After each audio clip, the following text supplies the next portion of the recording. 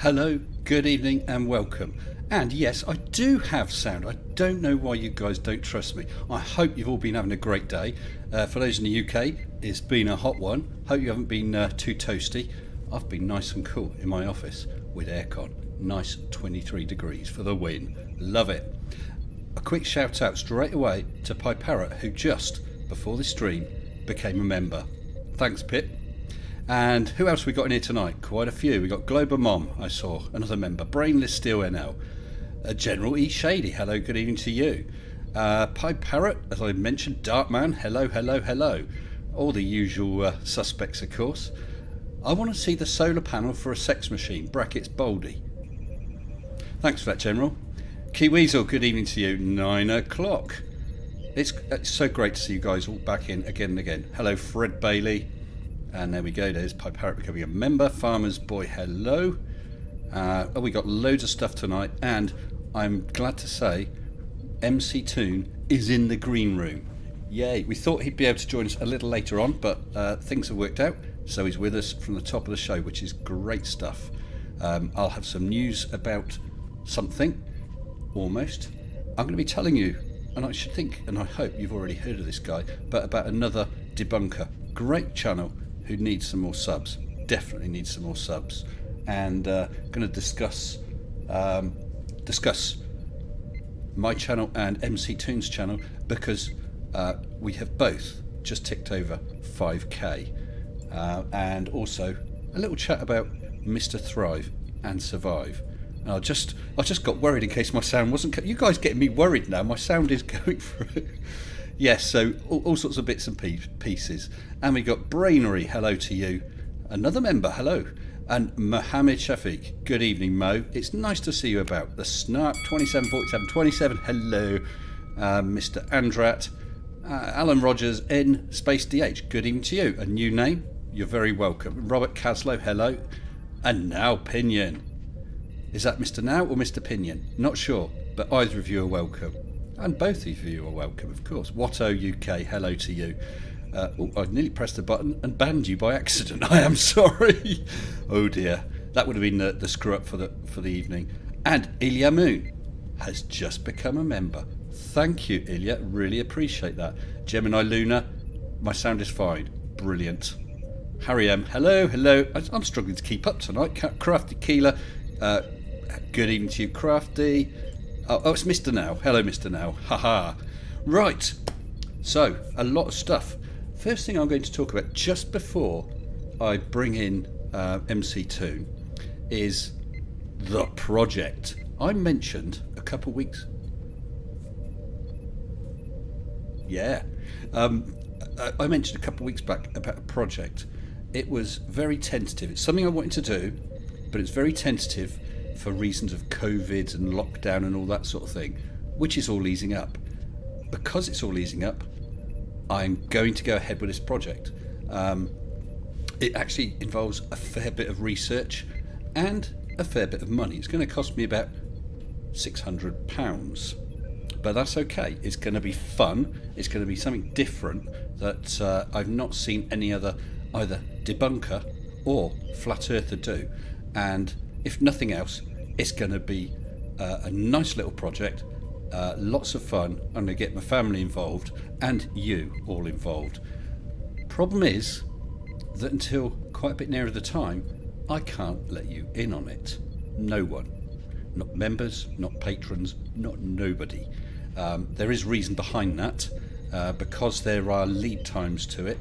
I want to be ahead of the curve before I announce it, so that I will be first doing it.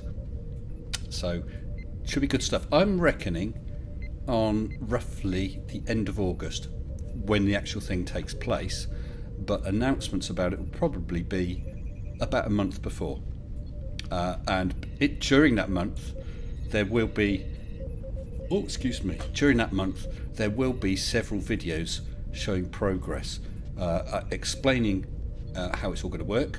I'm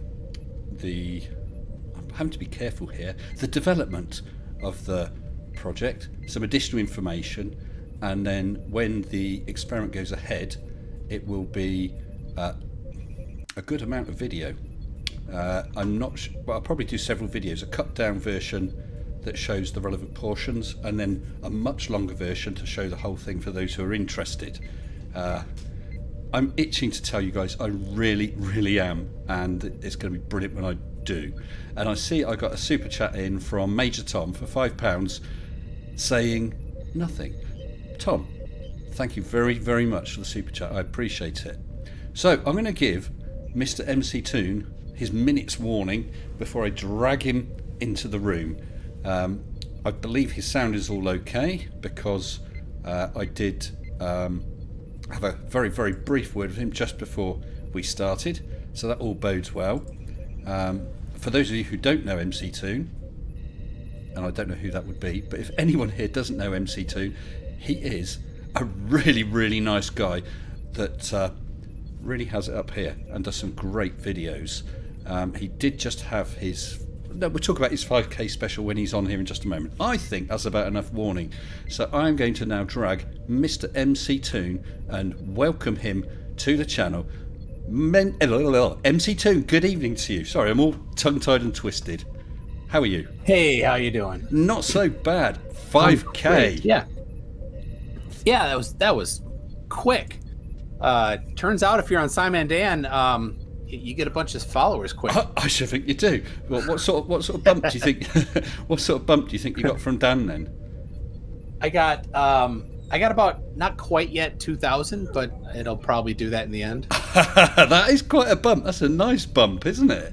Wow. Yeah. Mr. S. Mr. Dan, can I be on your channel, please? Yes, because you did. Dan I saw you. It was turtles all the way down, wasn't it? Your video. Turtles. Black swans. Oh, black swans. Beg your pardon. Mr. Yeah, the S. turtles are now unemployed. There's a new super chat. But I did see it. It was a great video. I really enjoyed it.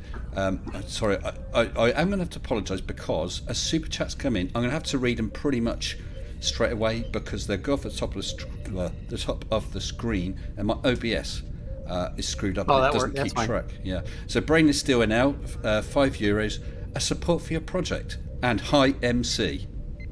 That was Brainless Steel NL. Hello, Brainless Steel. And Brainless, thank you very much to support the project. Yeah, it's going to be rather an expensive one. I may be able to recoup some costs afterwards by reselling some of the equipment, but we'll see. And also a $5 chat from Ilya Moon saying, MCToon is one of the absolute best people on this plant. You're on this plant. Love him, and you, Mr. Sensible.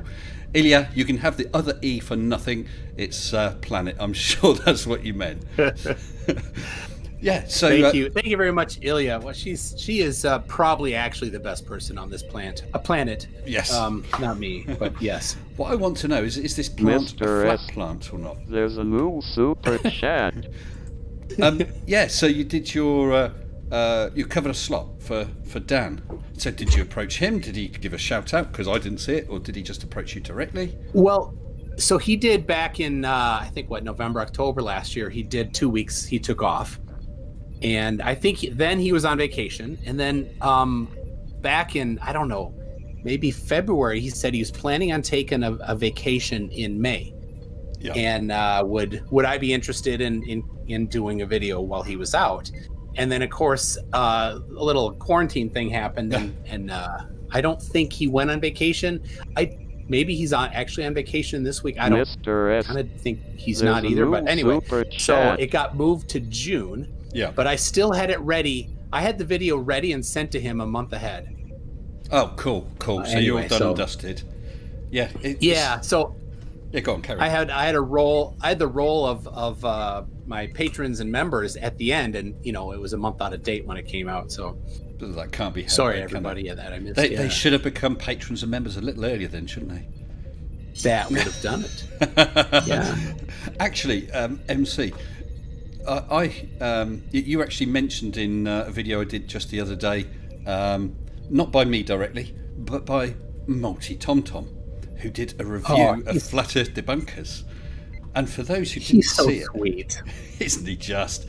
MCToon actually did a critique review of MCToon, and said he is nice but dim. How do you feel about that, MC? Coming from I him? think he's trying to butter me up, isn't he? I think he's sweet on you. Yeah, it's working. But then, did you hear what he said about me? I'm as thick as and boring as. Yeah. Yeah. Oh well. That was not very, very unkind. I don't know. Never mind. He's one of my favourite flirts. He's not much of a challenge, really, is he? Bless him. No. My favorite video from him is where he had the Antarctic, a camera in the Antarctic that had the sun going across, and the sun is too bright and it overblows the pixels, and that particular camera puts black in when the pixels are overblown, so you see the sun which is just a black circle, and he's like, that's the back side of the sun. Like, oh my gosh. Oh, isn't it funny though? Isn't it funny that before those digital cameras came out, no one ever managed to get that photo or video? Oh. And actually, and Multi TomTom is in the side chat. Multi TomTom is in the side chat. Yay, TomTom!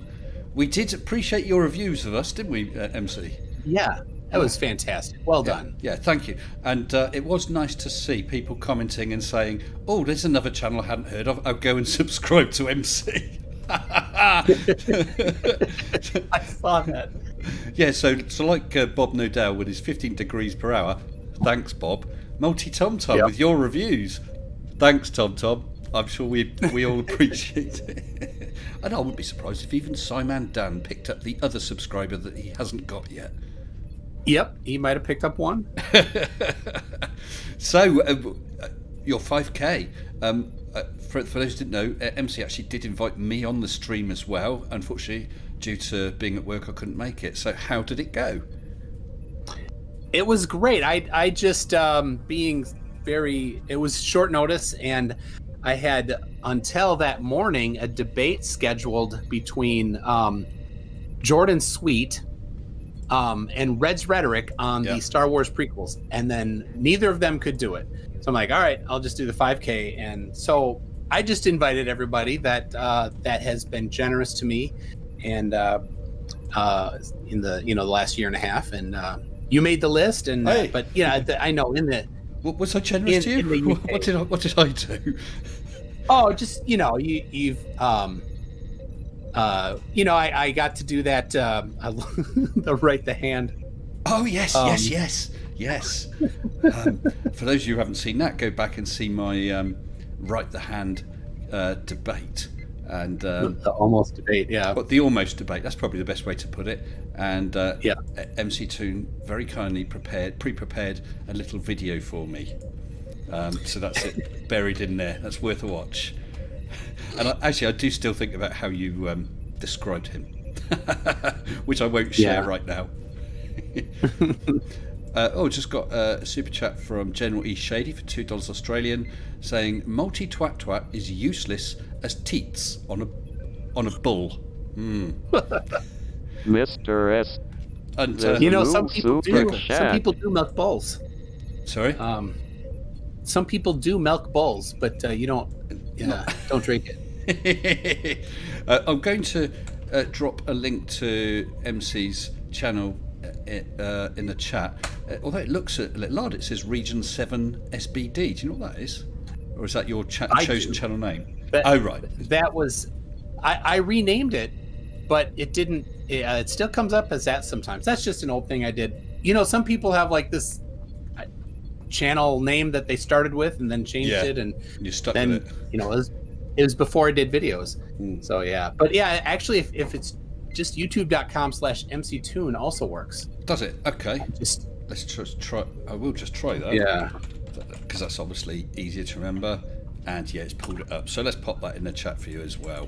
So everybody, please go and check out, after this stream, check out MC's channel, have a look around, watch a few vids, give him some likes, some love, and maybe subscribe, because he deserves it. He's a cracking channel, and I honestly mean that, MC. Thank you. I mean, TomTom was actually 50% correct in his review. You are a really nice guy. I'm a little dim. Oh. No, a really nice guy. No, I wouldn't dare say that. because I don't think that, not in the slightest. Hey, you've got a much more Mr. S. in-depth There's a knowledge of new things than me, super and I'll be the chat. first to say it. The snark. Super chat €2 saying, let's disrupt the stream with super chats. Yeah. That's definitely a good idea. Yeah, snark, knock yourself out, pal. And I'll have to think about banning you. Eventually. Maybe. So what have you got in the offing then, MC? Any big plans, things coming up? I recorded last night, but no editing yet on a video where a flat earther almost did math. Wow. But you know what flat earthers say about it. Math, not even once. Mr. S. There's a new super So chat. every time a super chat comes in, I get an alert Oh, in my ear. But I'm not. I need to work on it to adjust the volume slightly, but that'll be some other time. So I'll just read that super chat. Now Pinion, 59 Swedish krona. You missed my first super chat. Let's see if you missed this one too. Smiley face. No, I haven't missed that now, but I did miss the other one. Let me go back. I do apologise. My deepest apologies. Now Pinion, Swedish krona 50, MCToon. That was all. Thanks for the super chats, Mr. Now. Have you come across Mr. Now Pinion? I have not. Well, he's done a couple of Mr. S. great songs. There's a new super chat. Sorry, I'm a fan of songs. Yeah. Oh, yeah, and it's a very good song. Done two that I'm aware of that are Flat Earth related. Other music stuff on there as well. But I came across Now Pinion a little while back, and again, please everyone have a look at his channel. Now Pinion was also the guy that bumped into the people on that Flat Earth World Tour thing. I think a clip of him appeared. I think it was on Simon Dan. I think that was it, wasn't it? Now, drop something in the chat. And General Shady has just super chatted $2 Australian, saying missed that one, not this one. Oh, Tom says, wow, all that money for talking shite. He's jealous. Oh. Well, Tom, you do it for nothing, don't you? Sorry. Colon's dropped a link to Nell Pinion's channel. Thank you, Colon. Sorry, go on. So you're saying you've got a video recorded but not edited yet about math? Yes. Yep. Yeah. Flat earthers, that what they say, and you gotta pay attention to the punchline here. It's not funny. Okay. Flat earthers, what they say about it is math, not even once. Sorry, say that again. Flat earthers? Maybe sorry. it's just an American thing. There's a saying in America. If you have to explain a joke, it's not funny. So no, sorry. In America, one of the anti-drug slogans was "meth, not even once." Oh, I see. So yeah, it did lose a bit in translation, I'm afraid. Yeah. Yep. So I do say in it once, math, not even once. But yeah, they never do math, and so this guy he actually gets out a book and there's formulas in it, and then he's going to do some math, but then he doesn't. Oh, it's a bit of a letdown, isn't it? You could make when you do that joke, you could make it international, because in the UK with regard to drugs, it was just say no. So it's math. Just say no. Mr. S. There's a I've new already super recorded it, so chat. I'll have to save it. Save it for another one, yeah. Brain is still now €5 saying, anyone else going to watch Cats on A Marvel Girl later? And hello, Tom. Well, Brainless. Mr. S. Sorry. There's a new super chat. I'm going to have to work out a way to switch this off. I just had another one. There's another two. Oh, no.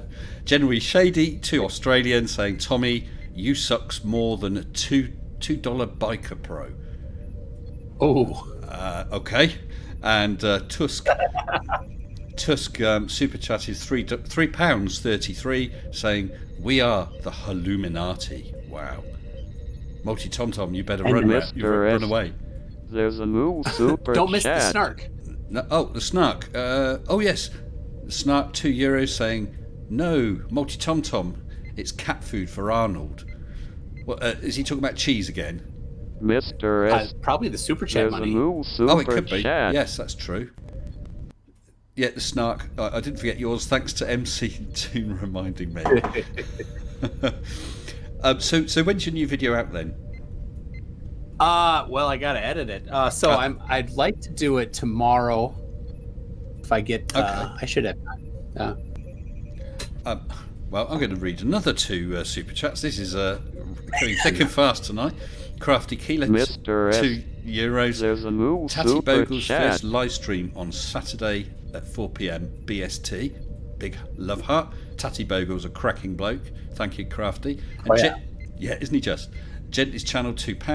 Mr. Sounds S. like a Stephen Hawking There's a new soundbite. super chat. Oh, not quite. I'll explain why gently. Paul. 1 second. Let's try this. Are you ready, Mr. Gently? Hello, MR Gently. Oh, almost. Yeah, it's not a sound bite. It's well, that's a little recording I made, but the professor can say things whenever I want. Sorry, MC. So you'll say this, right, guys? What I'm going to do, because these super chats are really, really kind.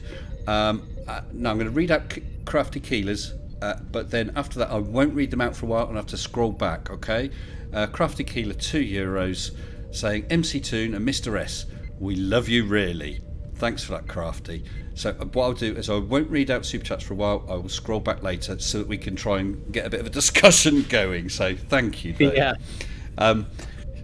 Yeah, I've got a video shot and in the can ready for tomorrow.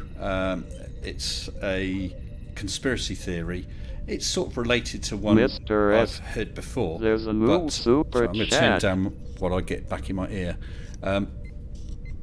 It's related to one I've heard before, slightly different twist on it. But as I go through debunking it, literally as I was making the video, I was getting more and more upset and angry about it. Oh yeah. Yeah. What's the topic? Actually, yeah, I can say Without spoiling. No, that's right. I could do. It's all to do with the sinking of the Titanic. Okay. Oh. But I don't know how you film yours, MC. And what I do is I get the target video, I play it, and I cut snips in it everywhere. I think, right, I'll respond there, I'll cut that bit out, I'll respond there. Then I go back and film all my inserts pretty much in one. Well, I film it, insert it. Then I go back through again and work on the sound and tighten the edit. So I go through it about 3 times. But it's as I was going through in the filming, and I made a response, played a bit, made a response, and it was getting to me more and more. I mean, it wasn't horrific like these sort of transvestigations or hate or anything like that, but just the stupidity and lack of respect was of this guy was really getting to me. Yeah. Did you ever get angry with the people you're debunking? I went while I'm recording sometimes. While I'm debating, no. But yeah, when somebody makes light of people's death, that's wrong. You know, it's just sick. We're like, well, they didn't really die. Yeah. You actually, you're just an idiot. They did, and you're horrible. So yeah, for me, I'm instantly angry if on like shuttle disaster. Yeah. That just gets me. Yeah, I know what you mean. I won't. Well, I never touched that, and I never touched 9/11 either. Yeah. But this was just. Yeah, I mean, I don't feel about it quite in the same way as I Mr. do F. with something like 9/11. There's but a new it was enough super chat. It's just enough to make me annoyed, you know. Yeah. Well, there we go. So we'll see if I can contain myself during the video. Talking of experiments, I mean, have you ever done any experiments for your channel? Yeah, I did. I did a little tongue-in-cheek one last year, just over a year ago, on the night of the solstice. Okay. I went out at 2 a.m. up to I'm in Minneapolis area, so I went to the Metrodome, right, or not the Metrodome. It's been gone a few years. The U.S. Bank Stadium, right outside there, and I looked for the sun, and it was not there. because the sun, if the Earth were flat, the sun could never set. That's right. That was one. I've done others though. Just in fact, last Sunday I did with Round Thinker. If you guys are familiar with him, Round Thinker. No, it's a new one on me. Yeah, he's well. I'll grab his link. He's in Israel, and he does about half his videos in Hebrew and half in English. So yeah, when I got to know him because Rob Skiba says that, and other flatties say that NASA has some meaning in Hebrew, but they're wrong. Yes. So I'm like, and I had heard that, and I asked my insurance agent, who was born and raised in Israel. He said, "What the hell are you talking about? That doesn't mean to deceive. It means to lift." I'm like, oh. So I think I read recently it means to lift or carry, depending on the words around it, something like that. Because I know Hebrew is a very difficult language, isn't it? Yeah, there's a lot of richness in the context. So yeah, there's different, but it's not to deceive or to beguile. That is NASHA. It's a whole. What's an H between friends? Oh yeah, it's as silly as somebody who does not speak English saying the word shell means that you want to have somebody buy something from you. Yes. Yeah. Right? It's just twisting the language. I mean, and let's face it, Hebrew is a language that I guess the majority of people in the debunking community would not know. You could say it meant anything, and most of us wouldn't know either way. Yeah. And the one thing they have is a little screenshot of the pronunciation that has it's just a tiny little V above the S. So it's NAS with it's called a Caron, CARON, above the S, which makes it an SH sound. Yes. And that's Mr. it means S. it's Nashah. There's a new So they get it wrong, chat. and they cannot be corrected on it. I debated Nathan Thompson last week, and he made that point, and I'm like, nuh-uh. And Round Thinker was in the chat, said it means to lift, but the non-Hebrew speaker Nathan Thompson couldn't be persuaded by a Hebrew speaker. But someone mentioned that you'd had a debate with him, and it went very well. What happened? Because I missed that one. It was on Modern Day Debate. Okay. And it was him and Austin Whitsitt against myself and Stephen Smith. And Stephen was the one. Is that Austin Word Salad Whitsitt? That is a good description of it. I had a lot of salad that night. So Stephen set it up, and in the end, he didn't say a whole lot. It was mostly me and Nathan, because Austin didn't say much either, other than just every once in a while he'd say, "Well, you're just presupposing that, blah blah." You know how he says. I know it's the same splurge. He just keeps repeating. Yeah. So I started with by citing off of my website measurements of the radius, measurements of gravity, measurements of rotation. And then I quoted Austin saying that the person making the positive claim has the burden of proof. Yep. Right. And I started by providing all of the evidence. Right. And then during the debate, I actually kept track on my website of all of their claims and the proof presented, which of course was none. Okay. So I haven't yet finished reviewing it, but so far there's 65 claims that they made and not one piece of evidence supporting them, and one claim about the meaning of the word NASA that was wrong. So the only evidence provided was wrong. So not really a good score on the flat Earth side then that night. No. What a shame. No surprises though. Yeah. I mean, Whitsitt sort of strikes me as I don't know if this, it may even be an American term. He strikes me as a flim-flam man. Do you know that term? Oh yeah, yep, that works. Yeah, just chucking words at you. It's a real word salad, as you say, presupposing your religious-based fundamental, a bit like Nathan Oakley, but he's a bit slicker in his delivery, I think.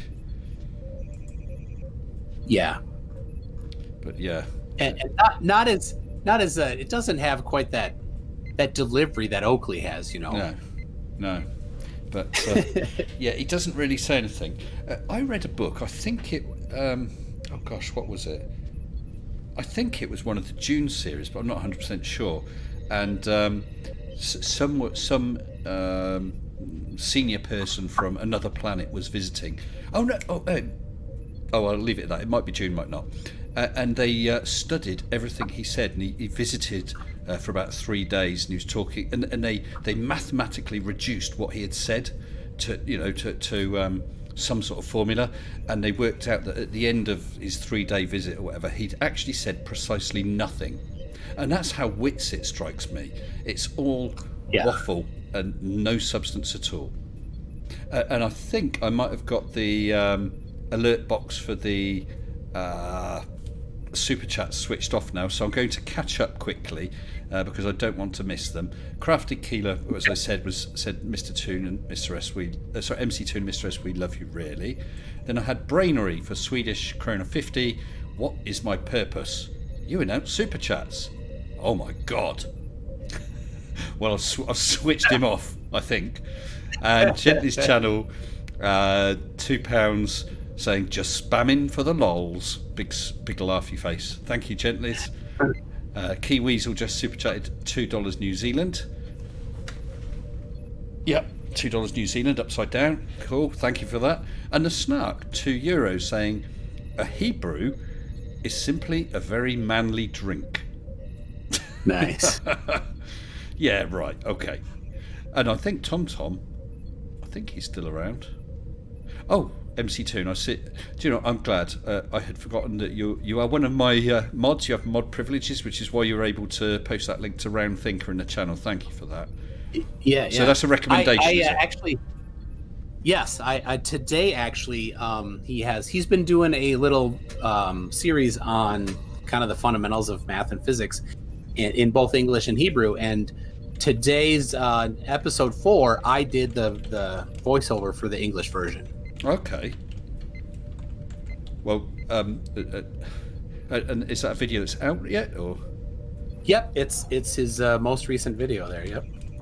Cool. So, on MCToon's recommendation, go and check out that channel. And it's called again. Round Thinker. Round Thinker. So, has he been around long? Because I've not heard of him at all, I'm afraid. Yeah, it's a year. He said it's a year this Saturday, but he'd been mostly doing stuff in addressing Israeli and Hebrew stuff. So only more recently has he added some English content. Okay. So one to watch out for. Definitely, I'll give Mr. that a S. chat. There's a new super chat. I just heard the announcement thing still going. It's not appearing on the screen. It's actually switched off. Guys, I apologise for that. I think... actually, I think I'm going to actually delete it. I've deleted it. I assume that will take effect immediately. Yeah, sorry about that. When I was getting only the very, very odd super chat, it was okay. But when I'm getting so many, it's getting a little much. I'll redo it sort of silent or something.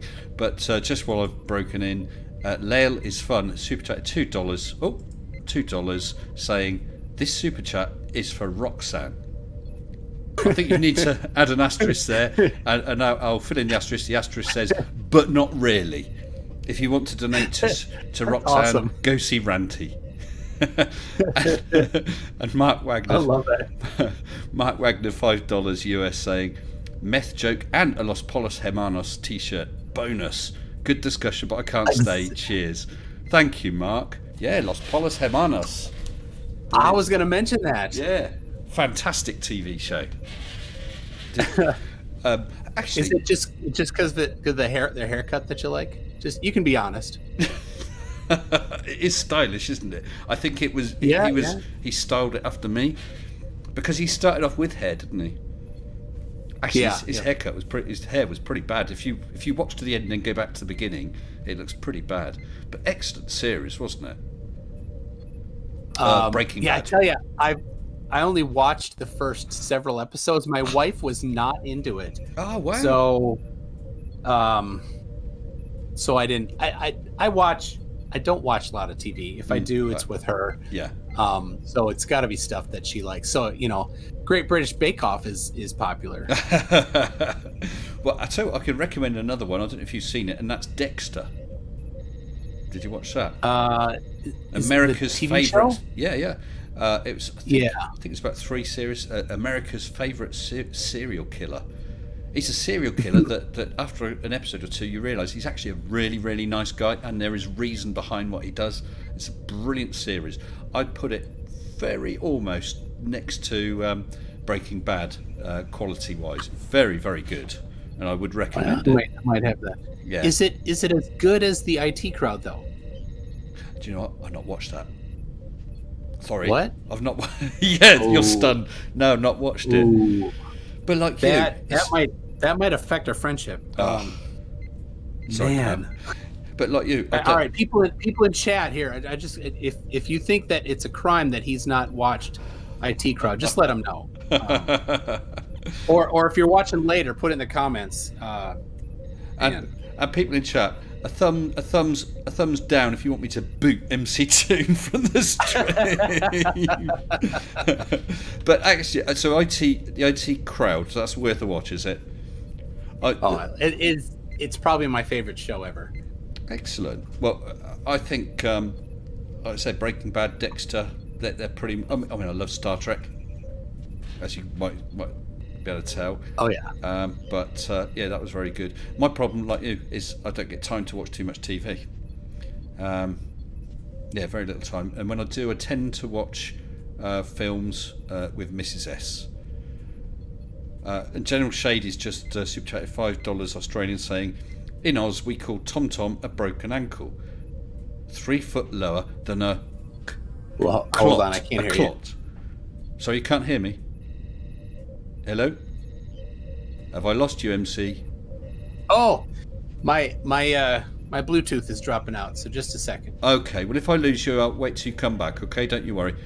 So General Shady was just super chatting $5 US, saying in Oz we call Tom Tom a broken ankle, 3 foot lower than a clot. I think it must be painful and useless.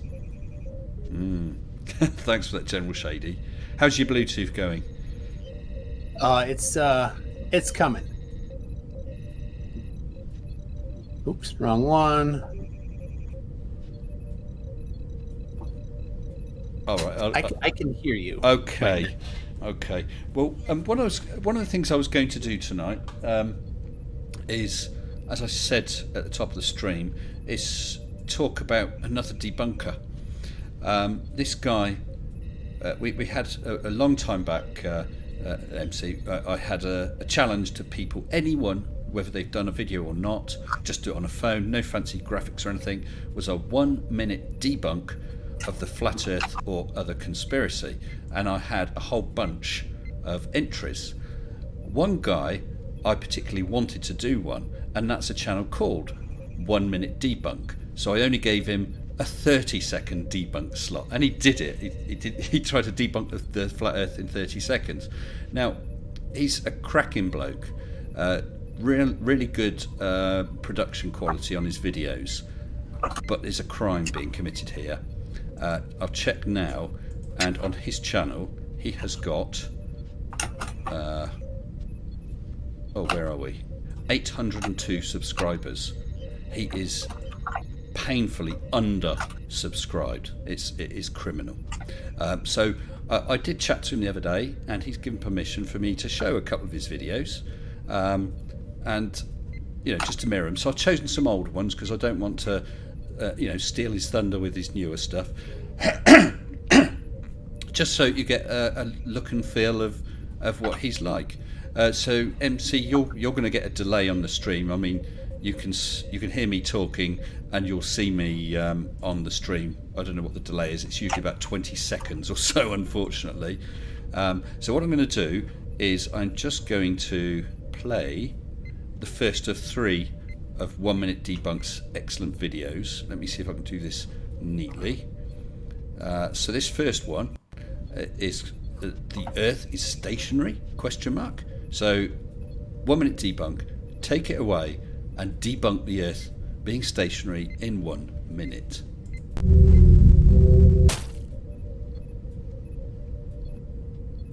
Some people, usually flat earthers, claim Earth is completely stationary and isn't moving or rotating. This is debunked in 2 different ways depending on whether you think space is fake or not. If you think space is fake, then you have no frame of reference at all, so claiming that Earth is stationary is, in this case, completely baseless. You simply can't know anything, and the honest course of action would be to make no claim. If you think space is real, a sensible position considering it is real, then consider this. The nearest star system, Alpha Centauri, is just over 4 light-years away. If Earth is stationary, then Alpha Centauri completes a 27 light-year loop around Earth every day. That would mean Alpha Centauri is traveling over 9,000 times the speed of light. Yeah. Therefore, the Earth isn't stationary. After acknowledging that, you can get out the pendulums and gyroscopes and measure how unstationary it is. And that is quite typical for 1 minute debunk. Right to the point. And they're cracking little videos that you can fit in and watch at any time because they tend to be about a minute long. I don't know if you're actually watching that coming through on the feed to you, MCToon, right now. I watched the beginning, and now I'm back with you. And he's great, and I've been subscribed to him forever. Oh, excellent. He is, isn't he? Yeah, and 802 subscribers. That's not good enough. That's terrible. Yeah. Sorry, carry on. I was just saying, everybody right now better be fixing 806. There we go. Oh, nice one. He's aware that this is going to be up tonight. He said he'll try and come into the chat, so I hope he sees this. But it was 8:02 just before we played, so we're going to be able to tell how many subs he gets. So straight away, I'm going to follow up with a second one of his, which is related to the Earth moving. And I will let that one play. And this is all about rapid Earth spin.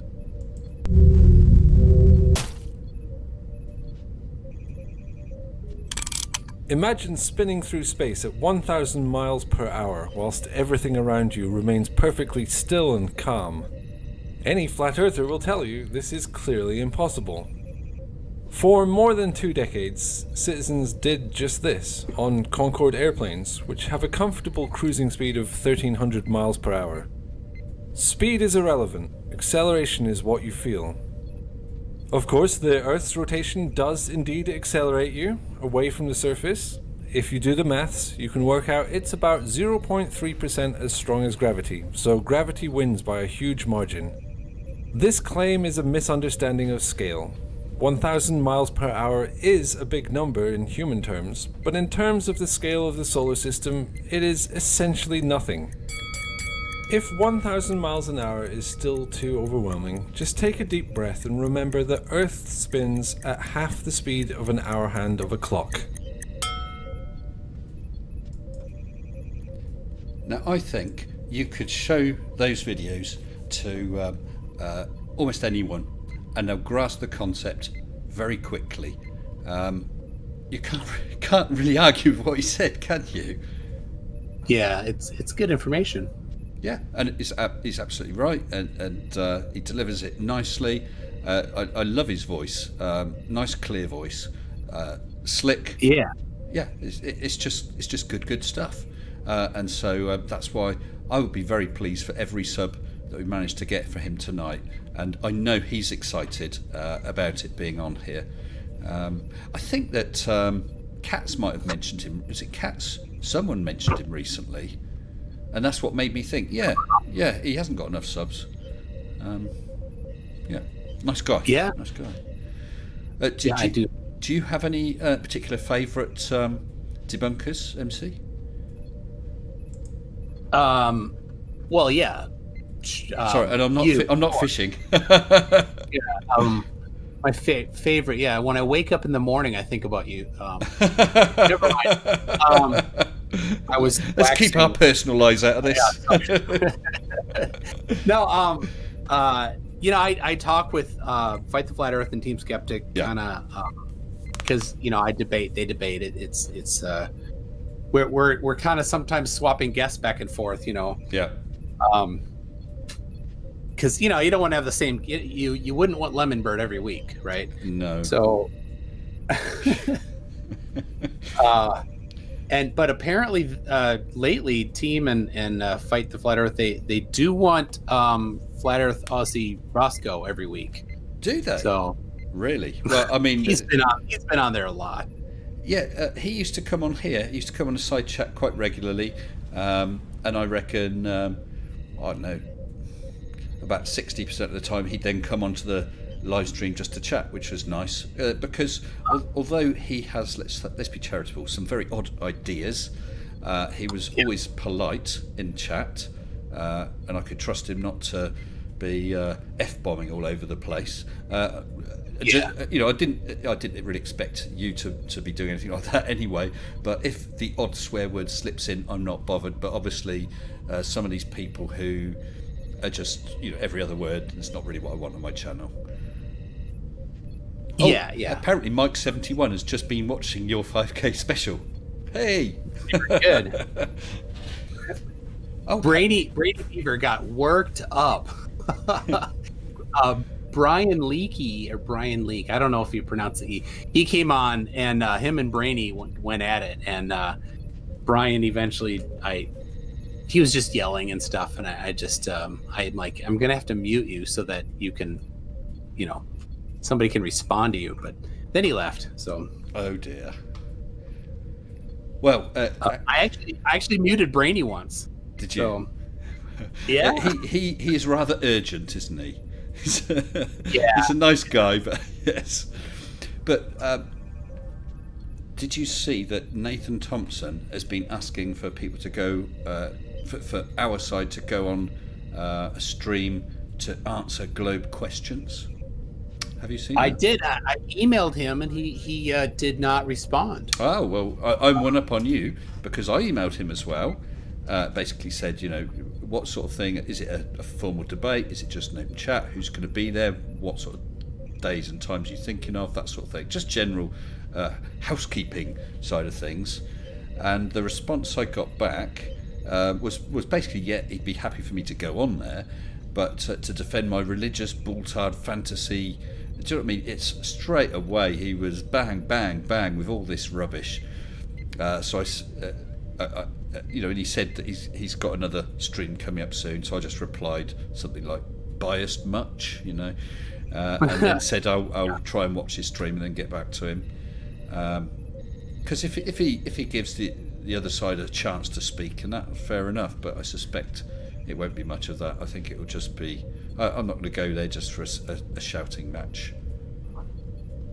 Yeah, he did last night. He did a premiere of the debate from last week, and I popped in just to the end. Yeah.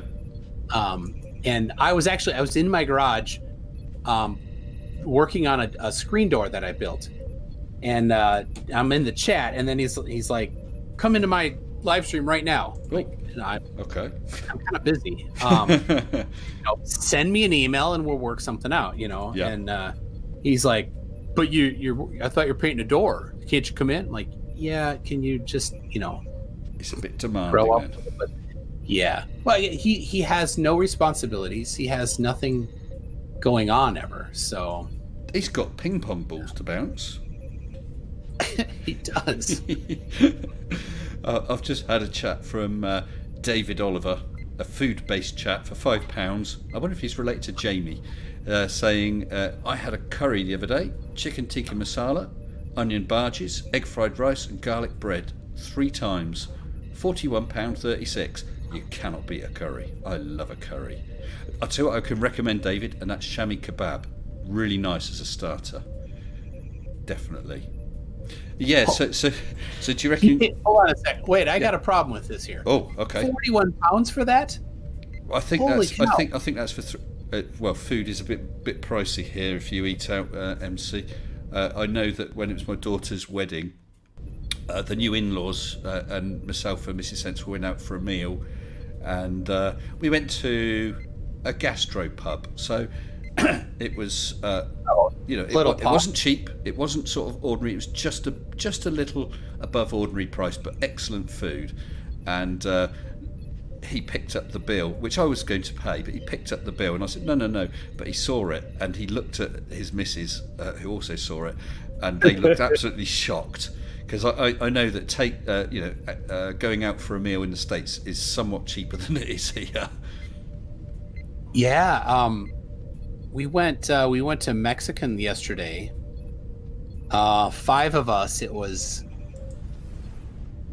$50, $50 or $60, and like we even got an appetizer, but and no drinks. We just get water. And I thought that was a little high, you know. I think for how many people? 5 of us. For how many dollars? 60. Yeah. See, I think if we go out for a meal here, then we would, you know, comfortably expect £20 a head. At a restaurant, and, I think roughly £20. Yeah. Some, you know, depending. Although Mrs. S was invited out by this, we got some friends who are quite wealthy, and the 2 of them were going with another couple to a Raymond Raymond Blanc restaurant, and one of the parties couldn't make it, so they invited Mrs. S to stand in for her, so she did. That was £600 a head. What? Yes, yeah, £600 a head. Oh. Apparently it was absolutely excellent. I mean, you're paying for the fact I think it's like auctioning. I'll take that place so someone else doesn't. You didn't get any choice about the menu. It was all decided, and apparently it was absolutely excellent. But so it blooming well should be, shouldn't it? £600. Well, yeah, for that much. Yeah. But it's an And what experience, type of restaurant did you say it was? So what type? Raymond Blanc. Raymond Blanc.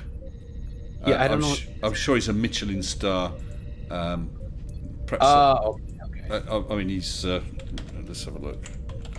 I thought he'd be known internationally. Sorry? That's a person's name. Yes. Yeah. Okay. Well, over here, OBE, a French chef. He's the chef patron at Le Manoir. I can't even. Oh, it's gone to the website. Oh dear. What's it doing? Oh, he's age 70 now. 2 Michelin stars and scored 9 out of 10 in the Good Food Guide.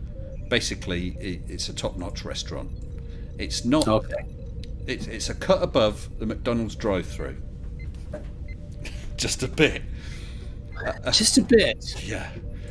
I should think you could buy the McDonald's drive-through for that much.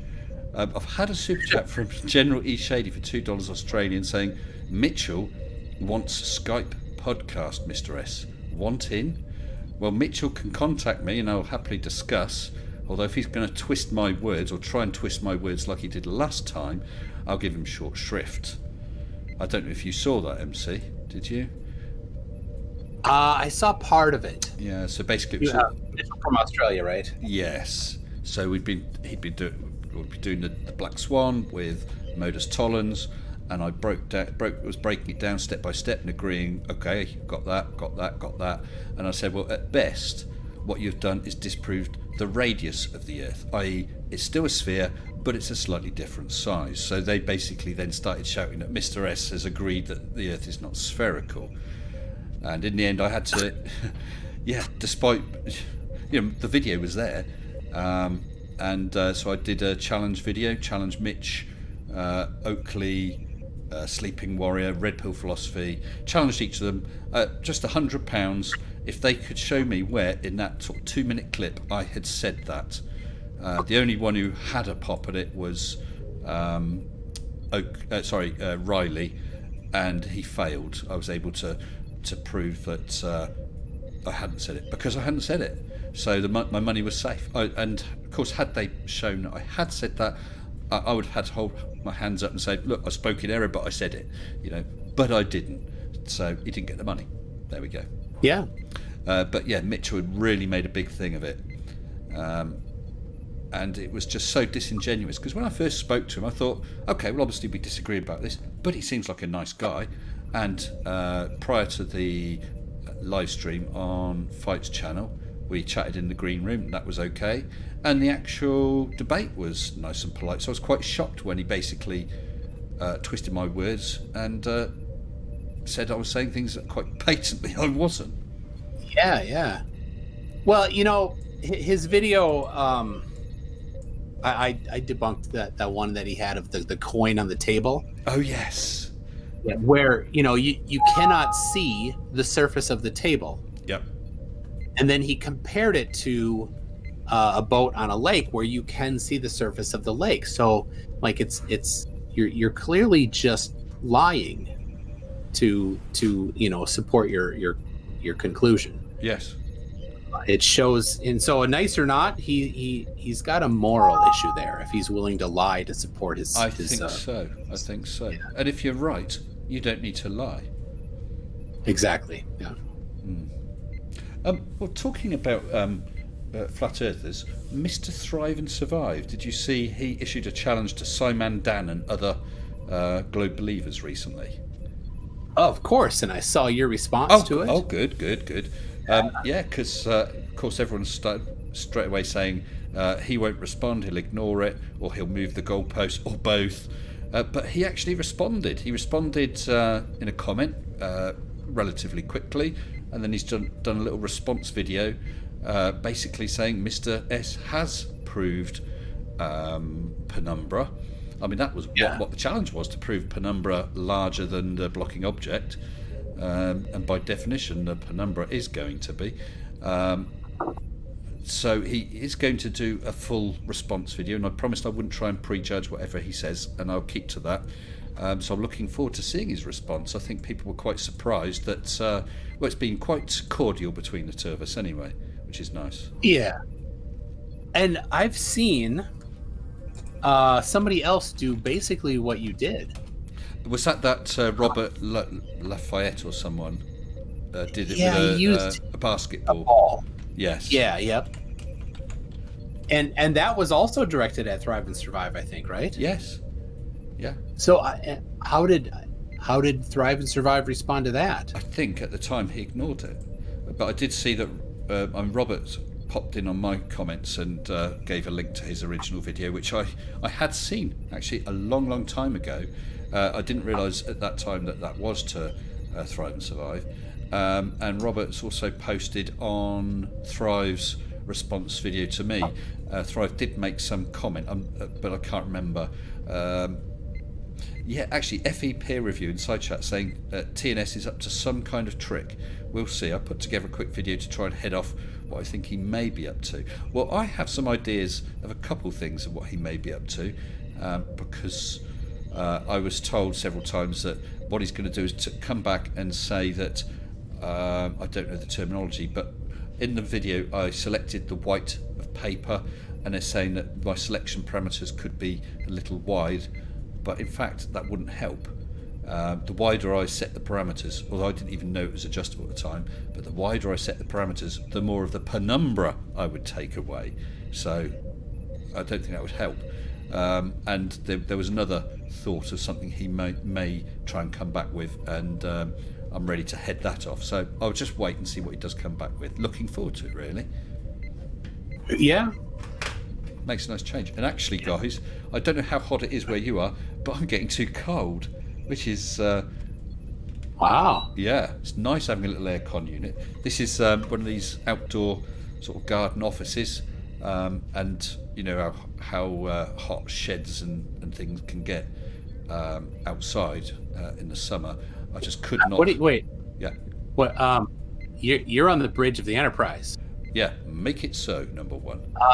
Yeah. Well, actually, I mean, when I say a garden office, I mean a starship. Okay. Yes. Yeah. Okay. And you could probably hear the aircon running in the background, as well as the transporter every now and then. It's not it's not a bad view behind me, is it? No, it's good. Now, what is the proper procedure if Wesley Crusher attempts to come on the bridge? Oh, you shout at him so he's scared and stands in the elevator doorway.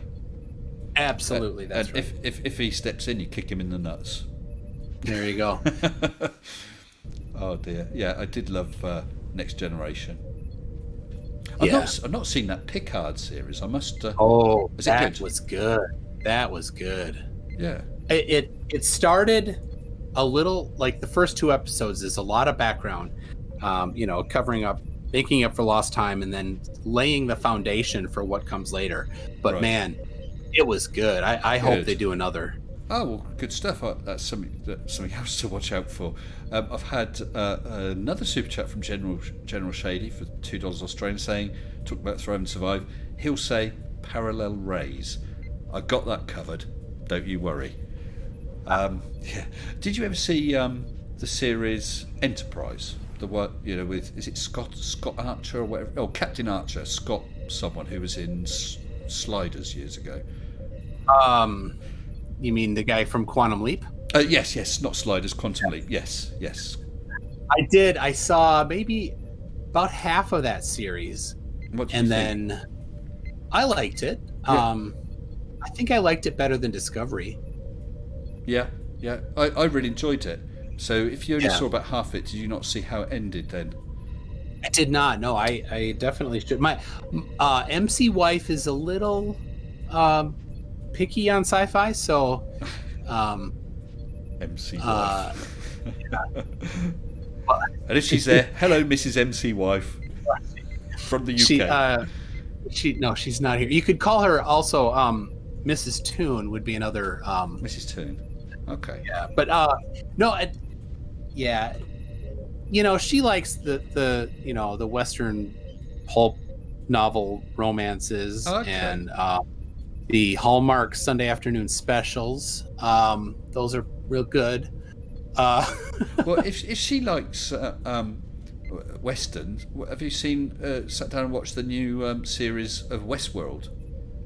Oh, we liked that. Yeah, I thought it was very good. Very good. Yeah, that cool. It was real cool mixing tech with Western. Yeah. She did really like Firefly, so actually that I probably we should watch that again. And that's something else I haven't watched. Oh, that was But spectacular. what I will do just before we carry on is I want to show the third of the 1 minute debunk videos I had lined up. It's slightly different style, still 1 minute. He's talking about Anthony Riley and his relative density disequilibrium. So 1 minute my. debunk. Oh yeah, 1 minute debunk. Take it away.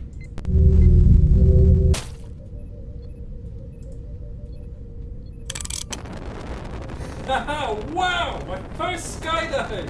This is such a thrill! I've got my parachute, I've got my ripcord, but wait a minute! If I open my parachute, my total density won't change.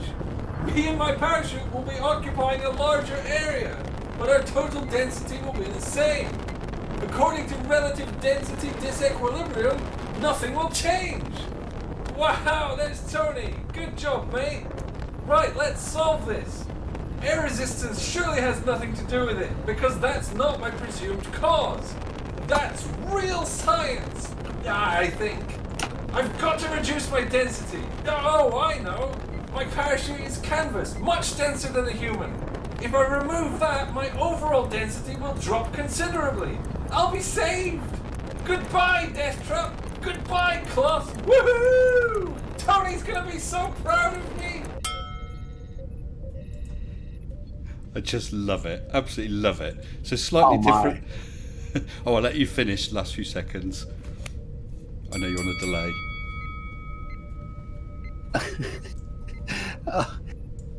Yeah, that is awesome. I love that. It's great, isn't he? I love his sense of humour. Because, there's nothing nasty there, no rudeness. Yeah. It's just, he's answered the question in a fun way in 60 seconds. You can't ask for more than that. So everybody, please, if we can have that link in it. Oh, thank you, Brainless. Appreciate that. Actually, let's just have a look, because what was he on? 802. Let's see what we've got him. He's now on 826. 24 subs in however long we've been going. Less than an hour. Nice one, people. Really appreciate that. Yeah, he deserves it, doesn't he? Yeah. Yep. We were talking That about...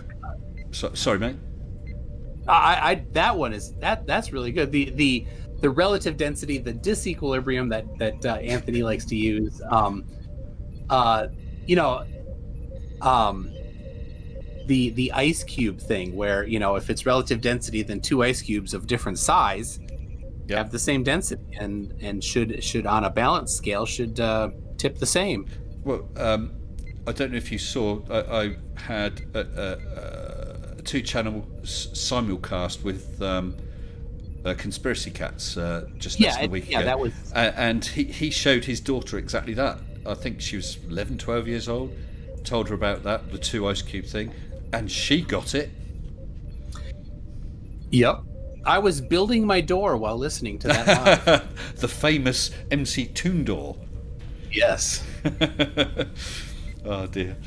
So just saying about Enterprise, yeah, I loved that, and I mean it's quite old now, so I don't think I'm giving the game away. I think it was about 3 series, and it was slower. It was slightly different than the others. Very enjoyable in its own right, given the background of Starfleet basically starting up in the first Enterprise.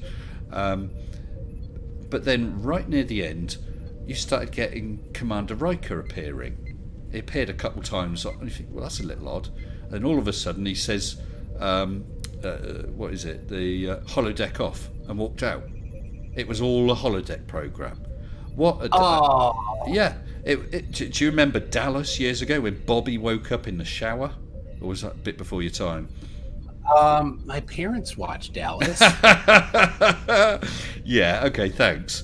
But yeah, I mean, what a disgusting way. I mean, if they just finished it up with, I don't know, some disaster, and that's how the first Enterprise was lost, perhaps in a, heroically in a battle or something. But instead, no, we just switch off the program because Riker's finished with it. I thought that was so disrespectful, and it was really badly received.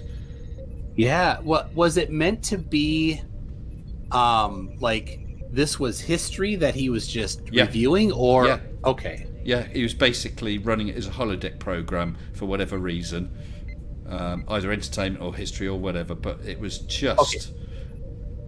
Well, at least it wasn't meant to be like this was fiction in the universe. Yes. Yeah, because I think they basically canned the series and thought, how can we wrap it up quickly? Oh, so unfair, so unfair. David Oliver just super chatted £5 saying, I'm so excited at the moment because of the Nether update on Minecraft Tuesday just gone. Love the Star Trek background. Well, David Oliver, make it so. Oh dear. Yeah, so I did like that, and that was just such a shame. What did you think of Deep Space Nine then? The first half I liked, and then it got so political. I kind of didn't watch as much then. I quite liked it when they got into the stuff with the Dominion. Yeah, that might have been when I kind of got... basically the powerful forces on the other side of the wormhole. Yeah. Oh, let's face it, if it's Star Trek, it's good. I like Star Trek better than Star Wars, for sure. I like them both. Although I know that some of the films have not... Well, one of them was virtually a rewrite of Star Wars, wasn't it? It's the whole, let's destroy the Death Star all over again. Death Star 1. Well, that was a bit weak. But no, I love the both those universes. Brilliant stuff. Yeah, yep. So, MC, we got a couple of people in the waiting room. If I just roll my patron reel first, do you fancy a chat with a couple of other people as well? Sure, that's great. Okay, so what I'll do is I shall just switch off the desktop audio for a moment, run the patron reel, and drag these people over. With massive thanks to all my patrons, including new patrons D. Pep, Crispy Bacon, Andy Sibley, Global Site Allen and Safuric, and my latest patrons Gemini Luna, Jason Blackford, Colin Field and Scott Emmett O'Donnell. Thank you all so very much. Well, we got people in the live chat who are now rather shocked because just as the patron reel started, I dragged them over and one was talking and then thought he was actually live. And he's laughing now, but he's still not live. But what I'm going to do is I'm going to switch on the desktop audio now so that you'll be able to hear them. Because in the live, joining myself and MC, we now have Farmer's Boy, Crafty Keeler, and Pipe Parrot. Good evening to you all. Good evening. You bugger. Well, you know, if you want to just chat, go and chat in the arena. If you're in the waiting room, you can be dragged in at any time, just like I've just dragged Flint in as well. Hello, Flint. It's a dangerous place to sit in that room. I know, I should know It better. really In is. fairness, you should actually expect this from Mr. Sensible. This is what he does all the time. I know. I should know better, but Well, I hope you Kind of like a guys. tradition. I hope you guys are already all subscribed to MC. oh god, Oh, yeah. of course. Good, Yes, good. Yeah. Yeah, a long time ago. Oh, good. Yeah. I was waiting for a response there, Pip. I thought you were keeping quiet because you weren't subscribed or something. Oh, no, a long time ago. I'm sure MC would be able to go and check, you know. I am not a Subscribe to no. me. by anything. Is he subscribed to me? That's what we want to know. Yes. Now, do you mind if I? Do you mind if I quick read that this most recent super chat No, go ahead. from General E Shady for $2 Australian says need Mr. S in spandex like 7 of 9. Problem is, I don't think that would be anything like 7 of 9. No. Not quite got the boobs full. Well, I think this Quite. stream's going to end, and I'm going to go for a cold shower. Now 7 of 9's been meant. Oh, wasn't she wonderful? I mean, a brilliant actress. She Brilliant. still is. If you've seen photos of her recently, Jerry Ryan, she is still, yes. Stunning. Calm down. Here's a little something for you. She's in Picard. I know. Oh, I've watched it all. Oh, I've watched it all, Oh. and she's still, yes. Now, a very Mr. good S actress. He's gonna binge watch it tonight now. Absolutely, absolutely. I think it's about time we wrapped up. Oh no, I thought she was a great character though.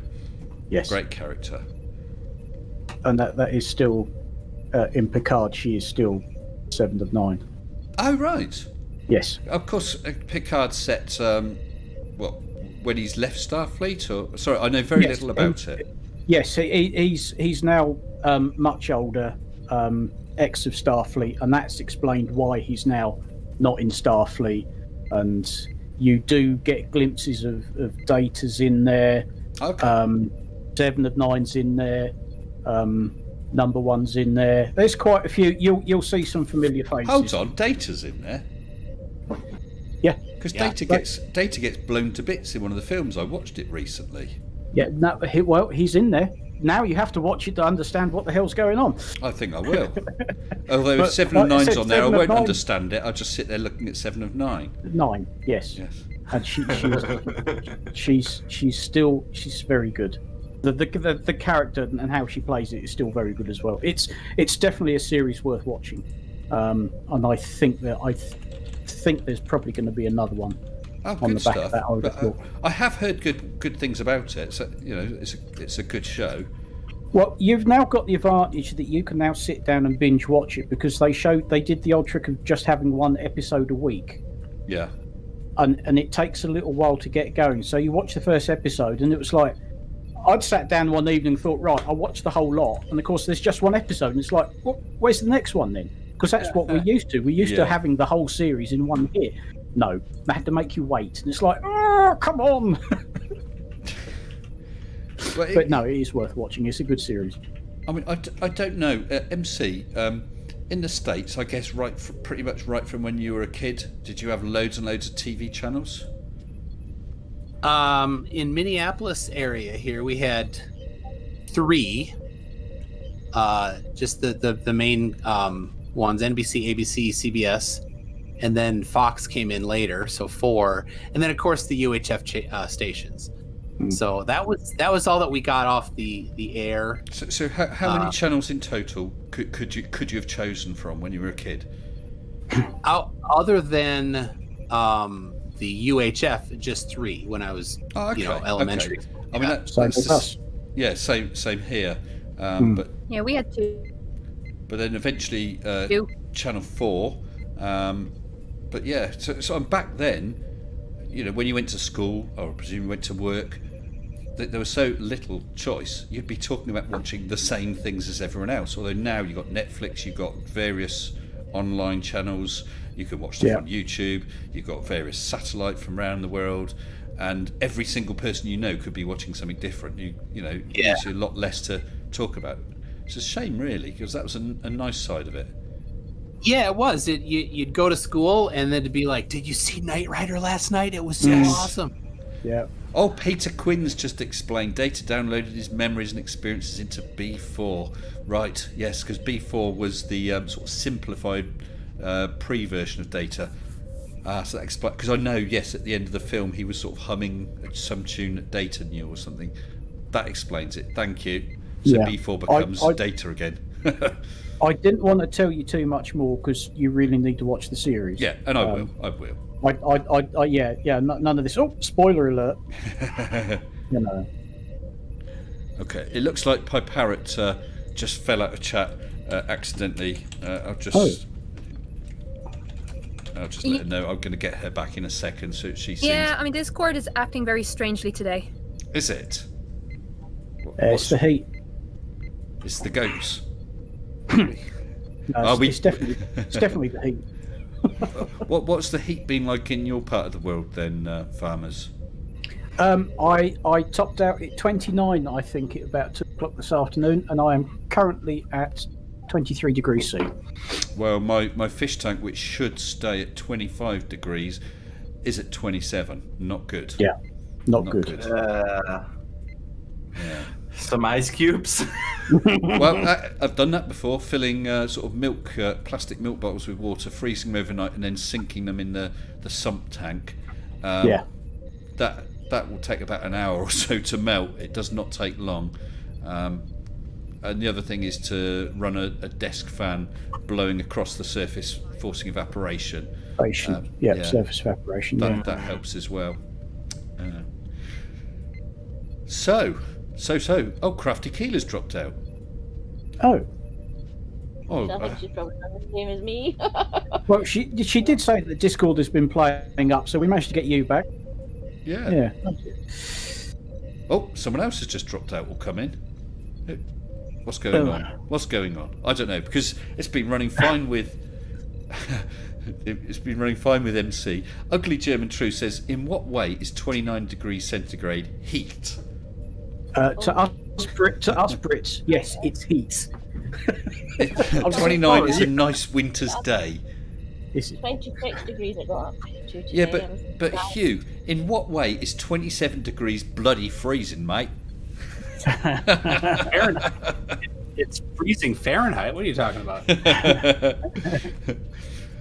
So what sort of range of weathers do you have in your area then, MC? You know, the maximums, minimums through the year? Yeah, Minnesota, middle of the continent, no water nearby. So it's in the winter we can get 30 below, which is the same Fahrenheit and Celsius. Yes. And last week I think we hit almost 100 Fahrenheit. Gosh. That's hot.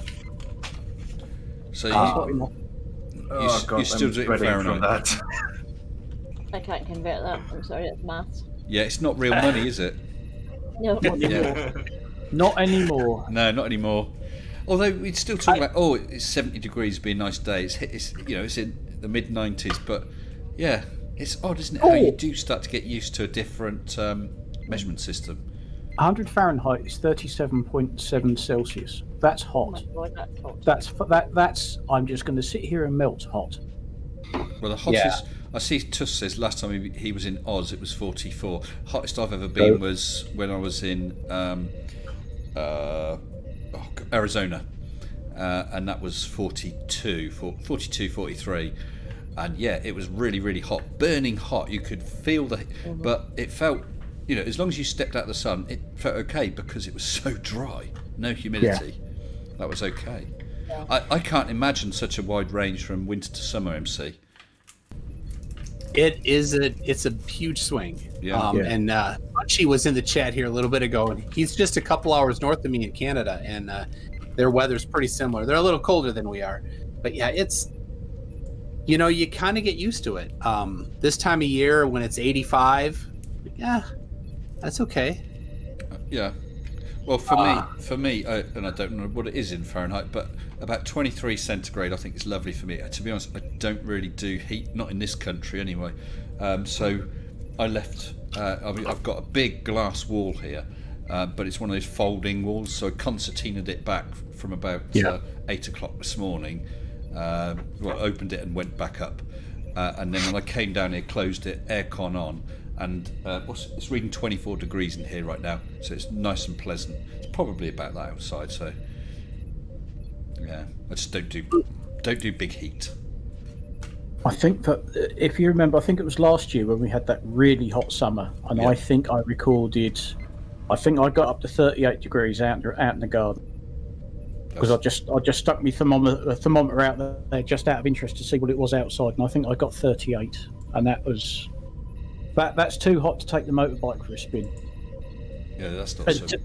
Today is too hot to take the motorbike for a spin. When you're doing 70, 80 mile an hour and you've unzipped your jacket and you can hunch forward in such a way that all the air goes inside your jacket and you're still too hot, it's too hot. It's too hot. Yeah, you don't want to be wearing a complete. You don't want to be wearing a complete set of black leathers. Cause, even if it's okay when you're going along, if you get stuck at some lights, you're going to melt. You do. You just melt. This sort of weather, the car goes out because the car has air conditioning, and you can set that to frost. Yeah. Thank you very much. Definitely. Yeah. So we got Crafty Keeler and that are in the chat ready to come in. I think. Let me just check with Colon. Pip, Gary, Snark, and Keeler. Let's bring them in then. Sorry, let me just change channels again. So we have the Snark in here. We have Keeler back in here. Oh, we got Gary Isle of Wight, and we have Mr. Hugh Jars. Good evening to you guys. Hello. Come in. I couldn't miss the opportunity. I've got the 2 stars of my intro and the person I had my first video with in here, so I had to come in. Yeah, that's fair. Absolutely. Explain to us, Hugh Jars. Well, I mean, MCToon is the first face you see on my intro, and I've got Mr. Sensible does a beautiful rendition of Hugh Jars. Second last in my intro, and then Crafty was the first person. We did a video together. That's how we both started. So you did. We did. Yes. Actually, Keeler, I must say to you, twice in comments on my videos recently, someone said, "Hey, I don't know if you've heard of him, but you should check out Crafty Keeler. She's a great channel. She does things different." Yeah, I know. And just in case you weren't aware, MC, Keeler was on a chat like this on one of my streams, and we were talking. I said, "Look, come on, you should do a channel." And we carried on, and then I said, "So come on, you've got to do a channel." She said, "I have. I just loaded it." And by the end of the stream, she had her 15 subs with no videos. Oh, that's nice. Yeah. But by the end of like 2 days, I had 100 subscribers. Which is pretty good. Because that was mental. It's harder at first, isn't it? I'm sure you'll agree, It's MC. been in a few days, and in about a week's time, it'll be 3 months since then. Really? That's incredible. I'd have said about a month, maybe 5 weeks. Isn't it amazing how time flies? I'm up over 1,000. I'm up at 1,100 or 1,200 now. Nice one. In 3 months, I'm very proud of what I've achieved, and I just yesterday I dropped the new Challenging Conspiracies with Blue Marble Science, and today I dropped one about Ranty. Ranty put up a video today saying, flat earthers are being censored, and tried to say, he tried to do searches for different ones, and then what I did was I just logged out of YouTube and did the exact same thing, and there they were. I'm convinced that he had filters on. Okay. So I'm looking calling forward him out to for seeing what he has cheating? to say for himself. Are you calling him out? Definitely. Oh, nice one. And Calling him out for lying. Calling him out for lying. Keeler, Ugly German Truth just said, Mr. Sensible birthed the Crafty Keeler channel from his head like Zeus did Athena. Well, there was a few people. Sorry, hang on. I need to take this opportunity. Taddy Bogle just said, "You're complaining about peer pressure." No, I'm not. I'm just stating that it was. And speaking of peer pressure, decided to make a joke saying that he has no subscribers because he doesn't do anything on his channel. He just pushes buttons for the iNetwork, which people should check out if you haven't. So we said, we'll do a live stream on your channel and whatever. And he says, when I reach 150 subscribers, then I'll do a live stream. And then he blames us for peer pressure. We just highlighted the fact in every single stream going that if he reached 150 subscribers, he would do a live stream, which is this Saturday at 4 o'clock on his channel. Nice one. Well done, Tax. Yeah. Yay. You'll have to get yourself a fresh haggis and so you're ready to go. So the agreement that we have with him is for every 50 subscribers, he will do half an hour. So the more subscribers he gets, the longer the stream will be. It's going to be amazing. So everybody is invited to that. What if Simon Dan hears about it and says to all his subs, you've got to go over, and he ends up with 343,000 subs? Let's do a week-long live stream. Oh, that'd be so cool. And everyone in the chat, tag Taddy and say hoots. Hoots. Hoots. Hootsmon. And just an update. I'm not sure where we were, but 1 Minute Debunk is now on 829 subscribers. I forgot what he started at. Was it 802? Yeah. Yeah. 27 subscribers. Nice one. And I see that there's a super chat from the Tusk. I'm just going to scroll back. No, there's another Scott. What's he saying? Sorry. Saying, to the Might One, when you walk through the storm. That was Tusk for £2. Thank you for that, Tusk. Who's the Might? Hootsmon. What's the Might? Yes, Taddy hates it. Yeah. Why? Hoots. I tell you what, you guys are finding out the heat. It's 10 degrees here. I'm holding the laptop to keep my hands warm. 10 degrees? Yes. Where are you sat? In the fridge? Pretty much. It feels like it. 7:30 in the morning, and so it'll get up to about 28 today. But yes, right now it's freaking freezing. At the moment, sorry, Taddy is on 183. Gary Isle of Wight super chatted £5. Here's a £5 to help with your project. Thank you very much, Gary. I do appreciate that. I'm happy to do it because I do have Patreon funding, and patrons have paid for things like the enterprise behind me, my amazing lighting, and my brilliant microphone. So I'm going to be using patron funds for it. Which is much appreciated, but I appreciate that as well. Thank you, sir. I don't know. My Patreon is not for you. It's for the cat. Oh, I know. You know, he convinced me to do it. He was in here earlier, but I think he's cleared off again. I think he actually got too cold in this room. Oh, poor baby. Well, my dog just joined me here, so. She's just chilling out beside me. You've got a dog and a cat. I have a dog, 2 cats, and 33 goats. Yeah. Got any chickens? 33? Yeah, 33. I don't have chickens, and I don't have a chicken called Nathan. That has a bloody It all be called Nathan. Well, I've managed to clean my desk after that. Yes. Finally. Yeah. You'd have to give it a good scrub. Let me ask you, MC, have you ever done a video or had a live stream and ended up with a chicken crapping on your desk? No, that's never happened.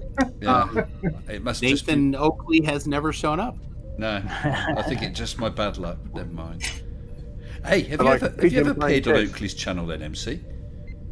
What's that? Have you ever appeared on Nathan Oakley's channel? I've never been on there. No. Because we were discussing that in the other stream. Would you go on there? You would have to have a purpose, right? You need to know because they provoke. He sends out his minions to go get unsuspecting people to come in just for him to yell at them, right? Yeah, that's his purpose. So you'd have to want to play him somehow. I don't know how I'd want to play him. but it would just give him what he needs, right? What he wants. What he really needs, though, is to be forgotten alone in a closet somewhere. Yes. With his purple toy. Yes. Yeah. So, when we had this discussion on the previous stream, MC, we were asking people, do you think he's a Poe? Do you think he's just lying? Do you think he really believes it? Do you think he's just stupid? What do you make of him? He's a Poe. He had that conversation with Riley about the lighthouse, didn't he? Yes. He said, no, don't mention the lighthouse, that proves the globe. Yeah. That's it. Yeah, but Yeah, I'm interested. I don't know I'm my interested in what MC thinks of him. So the thing is, and I debate people. I don't want to debate Poes if they're not, maybe for some sarcasm I would, but I don't want to. So I'm always asking, and you look at some of these people, and if they're a Poe, they're the best actor ever because they're so consistent. Yeah. I said in my previous stream, MC, I reckon it's all for show. I reckon he's like one of those. They do it over here nowadays, but I know years back it was more an American thing. Shock jocks, just get people riled and angry so they ring in and engage and so on. Yeah. David Oliver's just super chatted £2. Crafty Keeler, have you got any llamas? I do not have llamas. I have a friend that has llamas.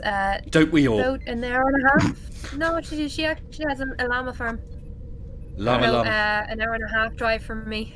It's cool. Yeah, they're cute. My brother has one. Owns 8 llama, and I have a friend who is actually having alpacas.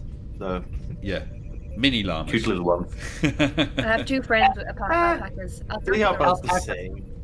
Alpacas are so much nicer. They do look lovely, don't they? They can spit. They both can spit, and it's just how you treat them. That's like a snake. You don't just step on them. You need to watch the language, what they're telling you. I have an issue with you saying llamas and alpacas are the same. That's like saying goats and sheep are the same. It's well, who was it last week who's talking about your sheep? Someone did think there was.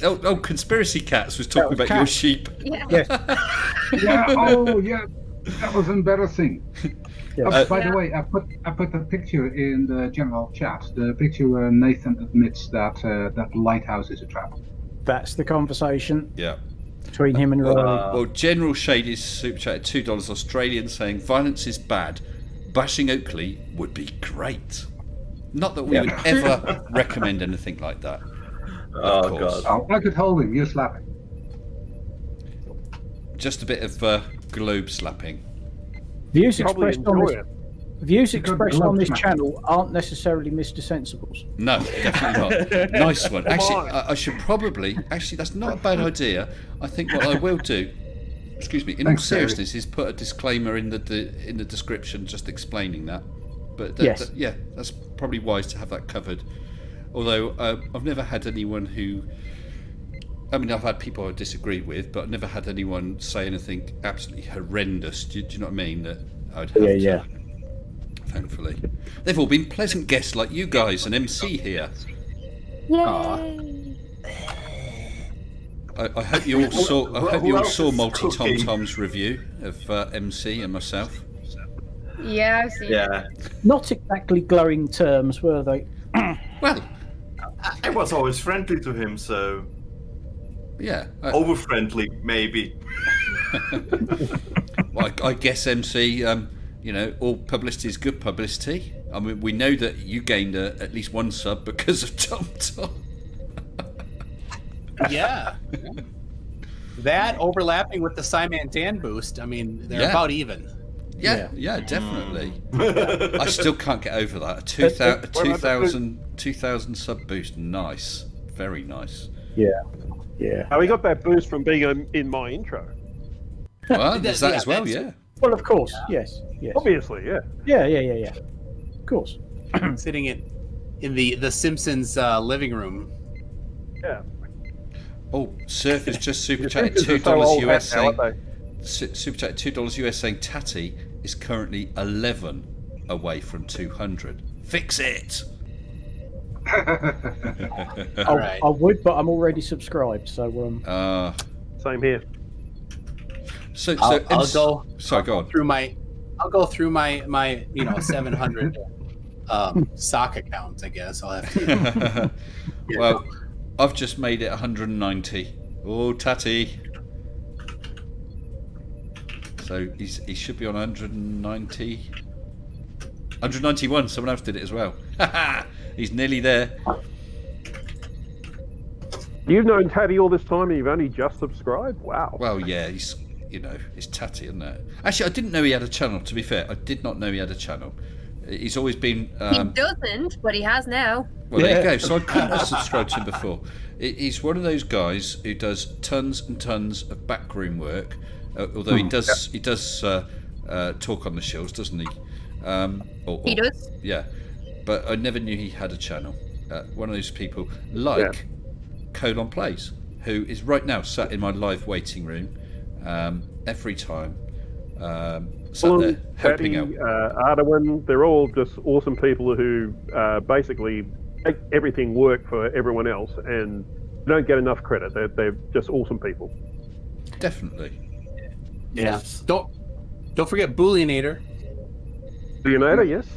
Yeah. So MC, I mean, I've seen videos of yours, but I've not seen live streams on your channel. Do you stream? Yeah, because you're asleep. Oh, well, that's probably it, actually. Yeah. I do them on Tuesdays, typically at 8 p.m. Central, which is 2 a.m. for you. Yes. Not really the best time for me. No. No. Yeah. I never watch your streams live because it's I'm fast asleep. I always mean to. I always stay up. I always like watch the beginning, and then like halfway through, I'm like, nope. Can't. And so I go back and watch them the next day. Yeah. Tatty's on 197. So what? Yay, Tatty! Is he in here? He is. He's in the chat. He was. In the chat. Hello, Tatty. Tatty, come in. Come on. You have Discord. There he is, yeah. Let's go. Although, have we got a translator for him? Yes, Not necessary.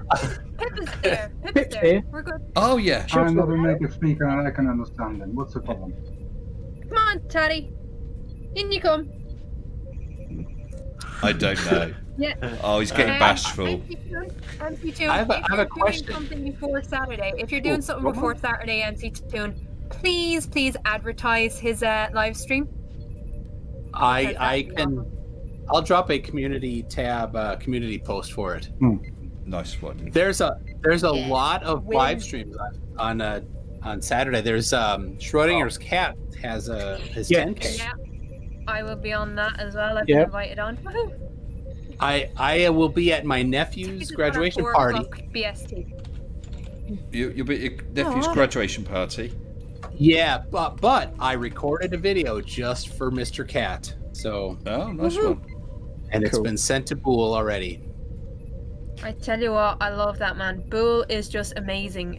He's known in shows as the voice of God, because, and I mean, he comes out of nowhere sometimes. It's great. 200 subscribers, Mr. Bogle. Oh, He's there. woo! He's there. Jack, you're amazing. Thank you.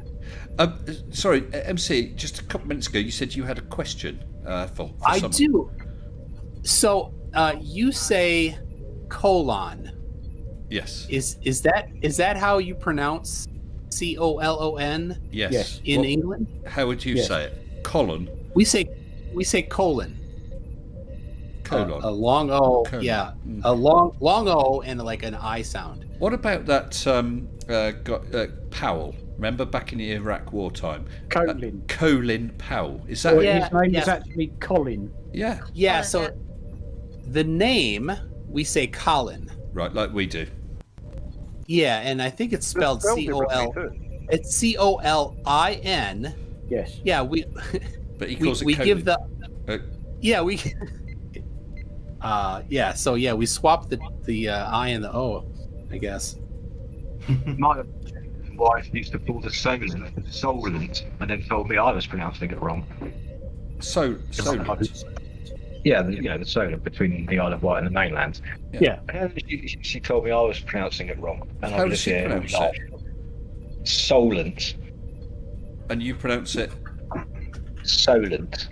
Yeah, the Solent. I can't really hear much difference. Solent. Solent, as in sol, or solent, as in so. So. I've, Yeah. So did you fall out? Yeah, did that's, you that's fall out over semantics this? right there. No, but we've also got a lane called Long Halves Lane, and she used to call it Long Arms Lane, and told me I was wrong as well. Wow. Bless her. Wow. Bless her. Yeah. Oh, people fight over the silliest things. They do. Then if you live in a part of the country that does have weird place names anyway, I mean, just go to East Anglia, where I grew up. Every place name is weird. I mean, there is a place with a cathedral called Ely, but it's spelled E-L-Y, and everybody who doesn't know it pronounces it Eli. We have the same problem in West Cork. We have a place called Leap, but it's spelled L-E-A-P. And if you ever want to piss off someone from Leap, you call it Leap. Yes. They really don't like it. They really don't like it. These isles have really weird names. You don't have normal names like Wollongabba, Woolloomooloo, Wagga Wagga, you know. Normal names, yes. I lived in a town called Gunnedah in Australia, and Wollongong as well. We got a couple guys. We got a couple people in chat. We do have Mr. Bogle, and we have nice. and we also have someone who's new to the channel. I don't know how to say his name. It's spelled C-Y-P-H-D-K. So I'm going to bring them both in. And Mrs. S has just brought me a cup of tea. Isn't that nice of her? Oh. Give her our love. Put some Punching pose above on your them. weight there, mate. Life. There you go. The hand of Mrs. S. I'm just lucky she hasn't We hit saw me. Mrs. S on that video, didn't we? And you're definitely punching above your weight. So Thank well you. done. Thank you. Don't tell her that. Right, let me bring these two in.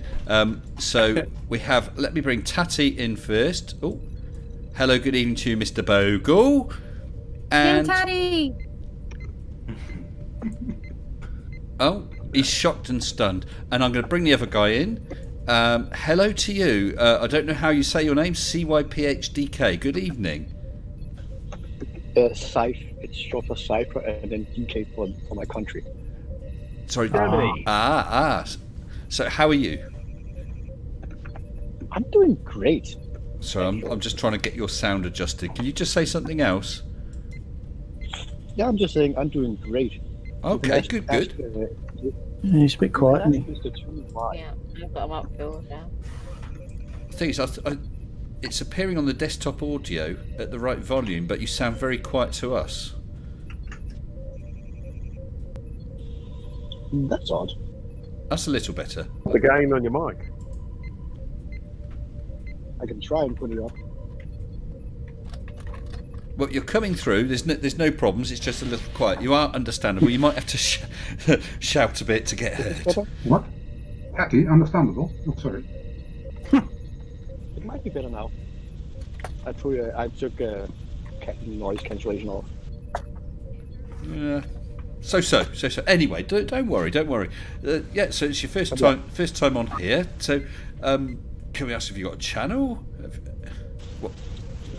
Not really. I haven't uploaded videos in 6 years after I stopped basically pro gaming. So what sort of videos were they? They're just gaming videos. Okay, that's quite popular. Yeah, I didn't get many views. I earned money by doing competitive Battlefield actually back then. So esports basically. Yeah, more or less. These days I'm more like a background guy, sending stuff to people like MCToon, moving the globe. Yeah, he's got some good photography work. For the first thing I debunking sent was purposes. actually, yeah, I mean, from 2 meters above sea level, I basically took a photograph with wide-angle lens and it curves the horizon. It does. Yeah, But I is that looked barrel at- distortion? not from a 28mm lens. Barrel distortion is from from telephoto lenses. Okay, or is it pincushion? The other one, I don't. I know very little about the ins and outs of photography. I'm a point and shoot man. Telephoto, that stuff. I'm currently uploading 4 gigabytes, 60 photos of a wind farm I shot today, and then I brought 6 prime lenses out because the GAM Truth claim prime lenses are apparently magic. But apparently they're not, because the wind farms I shot were still sinking. That's something I never understood. There was a great video, and I've got to dig it out. I think it was Dancing Wind Farm or something. And as the blades are turning, of course, they're dipping below the apparent horizon. When they sort of say it's angular resolution, how does that change when it stays the same distance? The tip of the blades? Because the blades aren't actually straight, they're curved a little bit backwards towards the turbine itself. Yes, but when they're at the bottom of their rotation, they're the same distance, or virtually the same distance from you as when they're from the top, when they're at the top of their rotation. So the angular resolution to you hasn't changed, or very, very slightly. Well, that'd be the angle of attack, wouldn't it? No, don't start him on that again. When you said dancing wind turbines, the only dancing wind turbine I've seen is one that actually blew up, literally, because of the wind. I've seen that video, but no, it was just a whole string of turbines, and they're all turning at their different points in their rotation, and it did look as if they're all a row of dancers. I will dig that out sometime because it's quite good.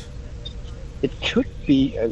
There could be several things. I mean, I would guess if the blades are close to the horizon, it might be because of the refraction going on there, and if there's a lot of haze there, or it could be the shutter speed.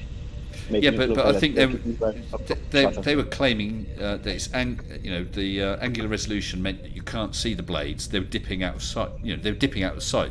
Of course, we know they're hidden behind the curve, but they were saying that's just angular resolution. I'm saying, but when they're at the top, they're still the same distance, so they're the same angular resolution, so you should be able to see them all the way around.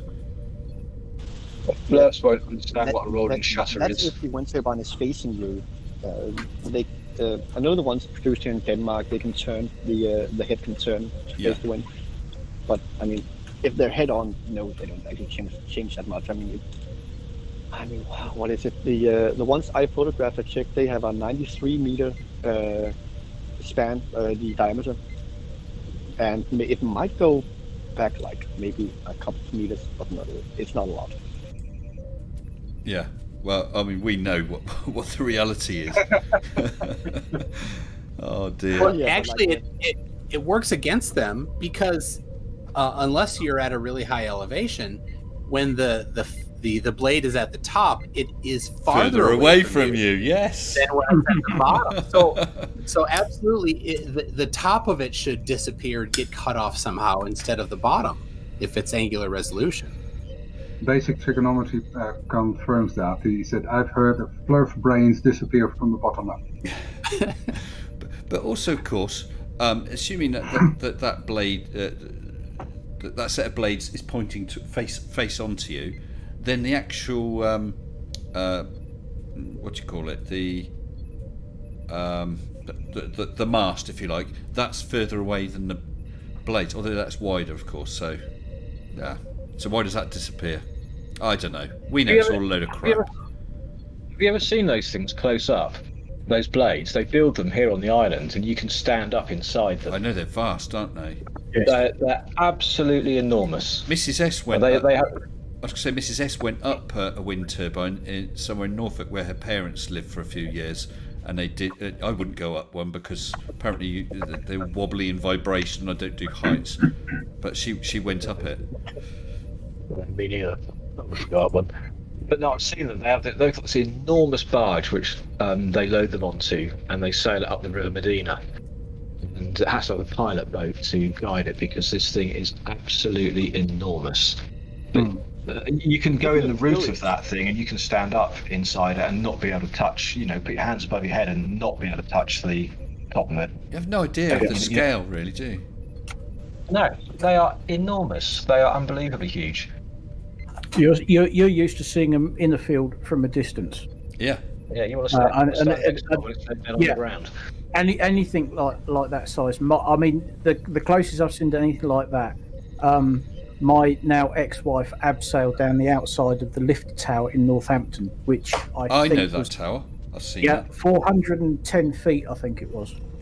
It's a tower. I believe it's a lift company that own it. They use it for testing lifts. I think they did. I don't think they use it anymore. But it was owned. There was a company called Liff, Liff, and then it got sold on to somebody else. But yes, it's got various lift shafts and things inside, and you can get a lift almost up to the top, and then I think there's a stairs, and you're about 420 feet up. And for charity, you can abseil down the outside. And what we didn't realise down on the ground watching these two, there was her and a friend doing it. We thought, why are they going so slowly? Do you know how heavy 420 foot of rope is? Yes. Yeah. And it's not until they get about halfway down and they suddenly speed up, because all of a sudden they haven't got all of this weight that they're having to feed through the carabiners or whatever to abseil down. Because it's like, well, they're hardly moving. What's the problem? Are they scared? And she says afterwards, no, the rope's bloody heavy. It's that high up, you know. Well, there's no way you'd get me to step over the edge. Well, you wouldn't get me up there. I just do not do heights. No, it's fair enough. Oh. We went. I took Mrs. S to Paris as a surprise quite a lot of years back actually. She didn't know where we were going. I lied to her. I said we were. It was a long journey. We started early in the morning, and we were going to be skipping round to London to Kent.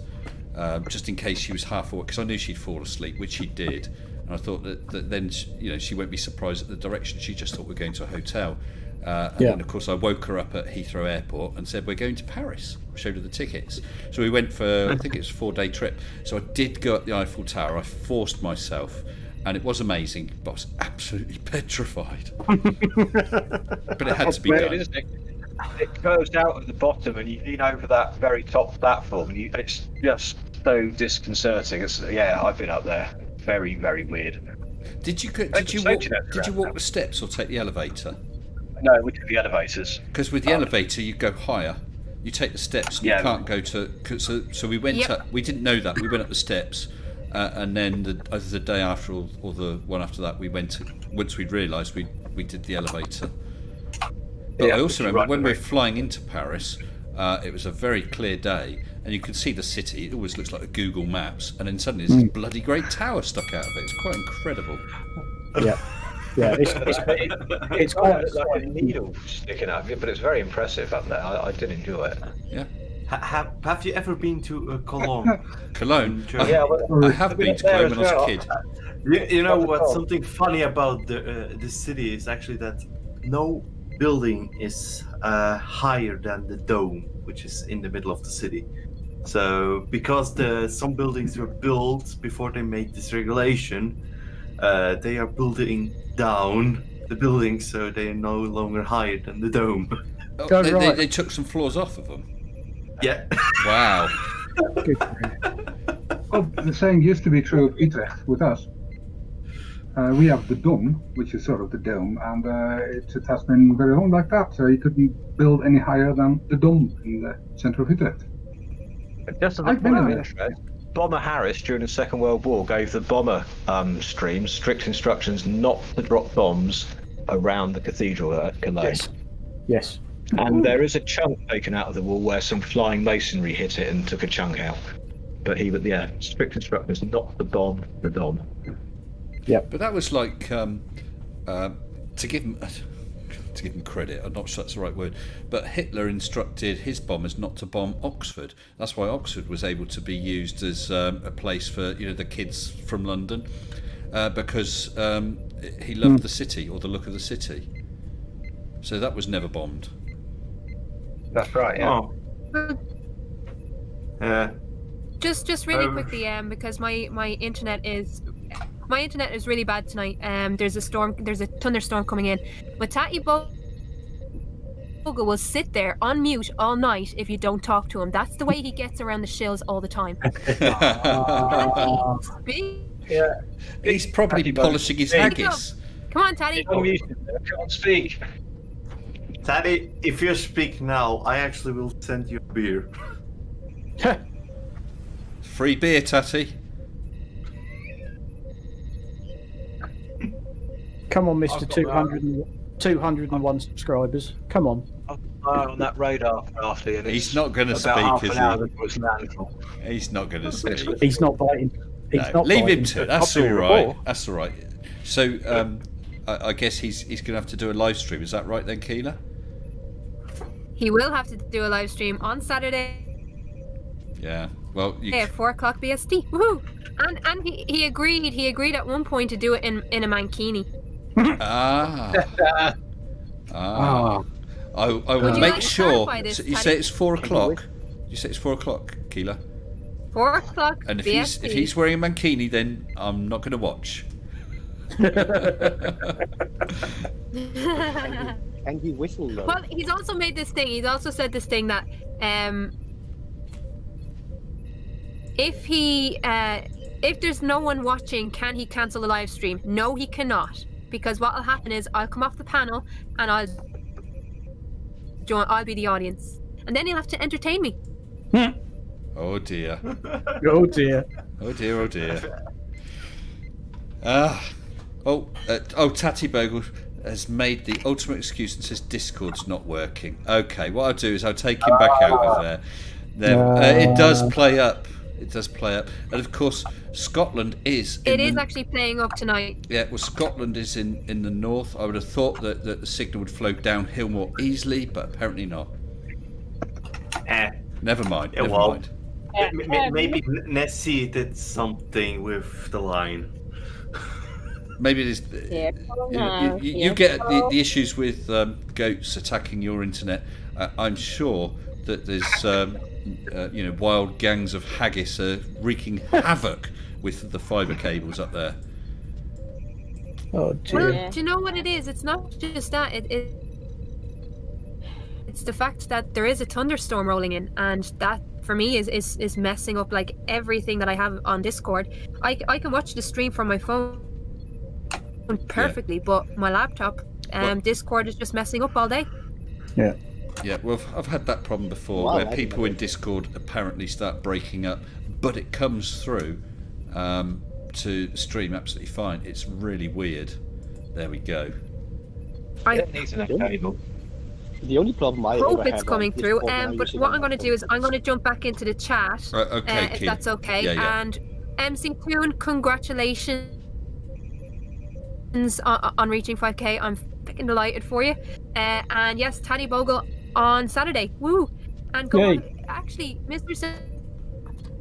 Sensible, if you would, have a look tomorrow or whenever you have time. Have a look at that ranty video and let me know what you think. MCToon, I would love to do a challenging conspiracies with you at some point. The next one will be in about 2 weeks' time with Professor Phil Bell.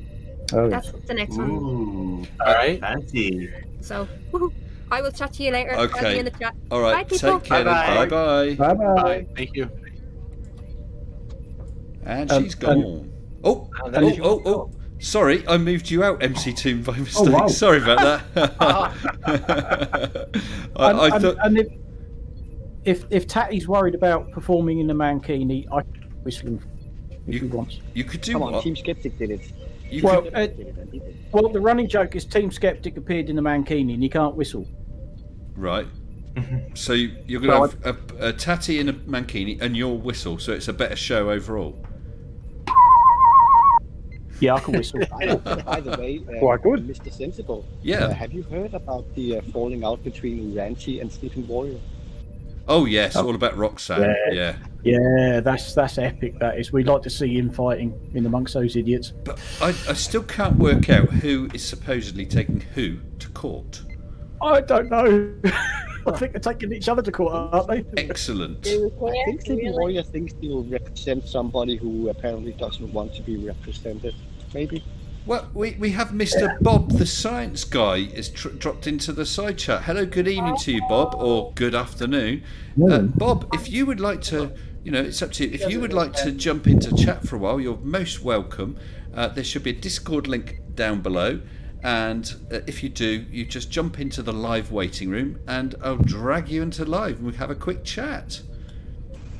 That'd be nice. But either way, and it's fine, absolutely fine, Bob, if you just don't want to or busy or whatever. Very welcome. Thank you for coming. I hope you guys are all subscribed to Bob. Yeah, sure. It's not. Who's this, Bob? It's not. Thanks, Bob. That's a different Bob. What about Bob? Bob the Science Guy's in the side chat. Never heard of him. Oh dear.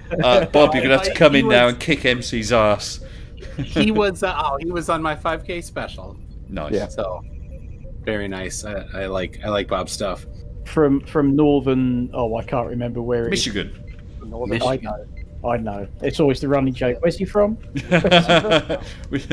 What do you mean he's forgetful? He has to keep reminding himself. Is that what you're saying? Well, he has to keep reminding us. Well, some people do that. Bob and CC both.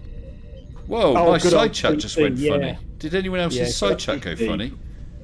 Have you guys seen CC yes. doing the same No, the same it's stuff alright. as Nathan Thompson going around? BB, the man with the Christmas shouting at hairdo, fantastic. Yeah, sorry, Scythe, because you're so quiet, I'm afraid that people every now and then talk over you because they don't realise you're talking. Oh, it's fine. It's fine. Have you seen CC is doing a Nathan Thompson driving in cars, shouting at children? Oh no, he's not, is he? Shouting at Yeah. children. Yeah, he's shouting at children at school buses that the other students and thinking he's pretty cool. Oh dear. Yes. Well, maybe Big he'll OD. get a visit from a constable or an officer or whatever they call them over there in a cup. Oh, I I was about to say, if you look in the lounge, I posted the screenshot I also sent to MCToon. It's just a little teaser of the unfortunate sinking wind farms at 27 kilometers. yeah, look at that. No. I looked Who already. sunk them? Chopping the water up. And just so you know, they're both zoomed in the same way on Lightroom. It's just two very different lenses. Yeah. Well, guys, Bob the Science Guy, not Bob, thanks Bob, no doubt, but Bob the Science Guy is in the green room, so I shall bring him in, and I shall say, greetings, greetings, Bob the Science Guy from Northern Michigan. Hello. How are my favorite cousins from across the pond? We're all doing fine here, sir, and how is it in Northern Michigan? Oh, it's a beautiful day, beautiful day. It's 74 degrees, and well, actually 76 degrees, an American's favorite temperature. Is it? Is that right? And, 76? Yeah. No, it's hotter than piss right now. But it's beautiful. It's beautiful out here in the UP of Michigan. I'm in the Upper Peninsula of Michigan, going from Marquette, Michigan, to the Mackinac Bridge on the eastern side, and then I'm going to go back across the bridge and go back home. Is this Got about a just 6-hour drive. Is this just a pleasure cruise? Oh wow. No, I was working up in Marquette the last couple of days. Now I'm going home. My son's got his open house this weekend, and we got to get everything ready for his high school graduation. Oh, nice one, nice one.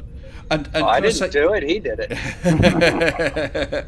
But I'll say thank you ever so much for dropping into the stream first of all, and now onto live chat. It's good to say hello. I know we messaged a couple of times a while back.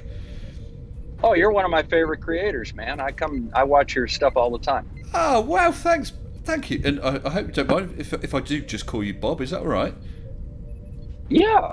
Well, thank you very much, Bob. I really appreciate that. Just don't call me George. No. Just don't call me George. Well, you can call me anything you like as long as you don't call me late for dinner. That sounds good. Yes, and I Hey, love we got your stuff. Patty here. Yeah, we got Tatty in it. here too. Yeah, well, he's in the live waiting room. He wasn't talking, I'm afraid. All right. But we just got him Well, over that's to... good. I have trouble understanding him. I got to sit down and really concentrate, and I'm trying to drive right now, so I don't want to hit a moose or something. Well, yeah, we wouldn't want that. And I mean... But I can understand him. So you can't? I can understand him. I can't understand Dell, which is why I don't ever go on Dell. Yeah, well, Dell's YouTube can't understand Dell. Have you ever watched? I don't think Taddy can understand him either.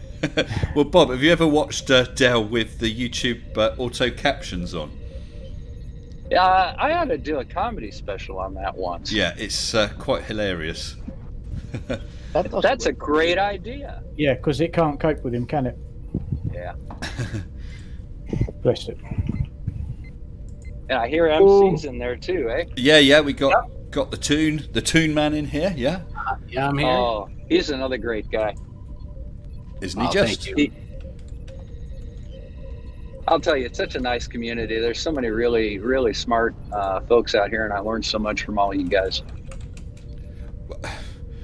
Well, I think we all learn from everyone else. I mean, I've learned an amazing amount of things from amazing people.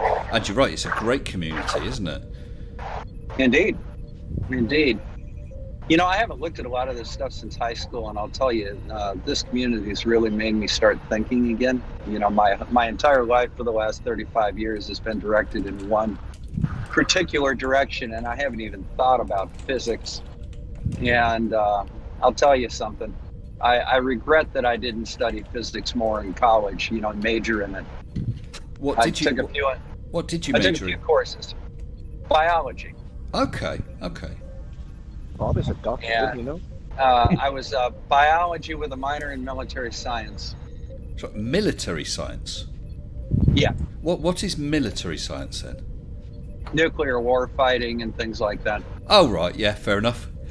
Yeah. Can I ask? Small stuff. Was that just because you had that as an interest, or was it with a view to a particular career, whether you followed that or not? Well, no. I was an officer in the Army. Can you build a new? When I got out of college, I went in enlisted, and then I got commissioned through college, and then I was an Army officer for a while. I ended up having to leave the military when I went into residencies because I simply didn't have time. But now I'm in the Air Force Auxiliary, so I enjoy myself there. I fly search and rescue. Wow. Yeah. So you're a pilot as well? Oh yeah. So have you tackled any of the stuff like Wolfie does? You know, all the stuff about not charts? me. No, I've never mentioned anything about aviation. You're the first who's ever heard that I actually had anything to do with it. Yeah, Wolfie actually got me interested in it, and the first thing I did was why airplanes don't dip their nose to fly over the curve of the Earth. It's because they don't fly that way, dumbass. It's when they said, well, if they don't, they'll just keep going straight up and gain height. Well, that would be easy, wouldn't it? You wouldn't need a space shuttle. Right. I actually have a little demonstration that I talked to fighter pilot about it that could explain it. Like, if you have an RC car that you can control the speed on, and you attach it to a spring on a nail or something, and then you make the car drive at one speed, it remains constant. It has a constant radius to the center. If you speed it up, the radius increases, and the spring basically acts like gravity. And yeah, that's about it. Well, the thing that the flat earthers don't understand is if you fly an airplane in a perfectly straight line like a laser, say you follow a laser beam, you're going to constantly gain altitude as you go away from the source of the laser. They don't understand how that possibly can happen. Yet straight and level flight is a constant altitude above the ground. You know, that's just one way to absolutely prove it. That's one way to absolutely prove curvature. Arnie! That's why I thought about the thing with the spring and RC car, because the spring will act like gravity, trying to pull you to the center all the time. And just keep a constant velocity and you'll stay the same radius away. Well, I mean, the aircraft is reliant on the air, isn't it? I mean, I don't know all the ins and outs because you got your thrust, you got drag, you got lift, whatever the what's the opposite to lift? Is it lift? Gravity. Down to gravity. Okay, so yeah, I just wondered if there was a particular aviation type word for the downward force, but yeah, it's just balance. Yeah, we call it gravity. We kind of coined that word. Cool. That word. Cool. But of course, yeah. So you're balancing those forces, and that's reliant on the air. And It's not hard to understand, is it? No, it really isn't. I figured it out, and I'm not all that bright. No, if you can balance if you can balance a cane or a baseball bat on the palm of your hand, you have everything you need to be able to fly. You have the ability to understand things well enough to fly. Then you just need to be trained how to turn the damn thing on and start it, and go down the runway. I must admit, it's something I really wish I had been in a position to do when I was younger, and had the interest when I was younger, because I think I would really enjoy it. I learned to fly when I was 45 years old. You're never too late. As long as you can see, you can fly. If you can see and hear, and don't take certain medicines, you're fine. And not be funny that you're financially able. I'm not in a position to be able to. But I mean, obviously I took commercial flights, and I always find the takeoff, that being pushed back in the seat, that sort of thrust, I find that exciting. As you lift and you're sort of 100 feet, 200 feet, I look out and I feel a bit nervous because I don't like heights. When I'm up there, I love it. And it's pretty much the same coming down. But about 3 years ago, I went for the first time on a small plane. I think it was about 12 passengers. It was a seaplane for Maldivian Airways going to one of the islands, and I sat just behind. There was no door to the pilot; it was just a little archway, and so I sat right behind the pilot, looking over his shoulder and out the front windows. And wow, what an experience! I would love to have had a go. Well, if you're ever in Michigan, you come on over. You sit right next to me, and I'll let you fly the plane for a while. Cool.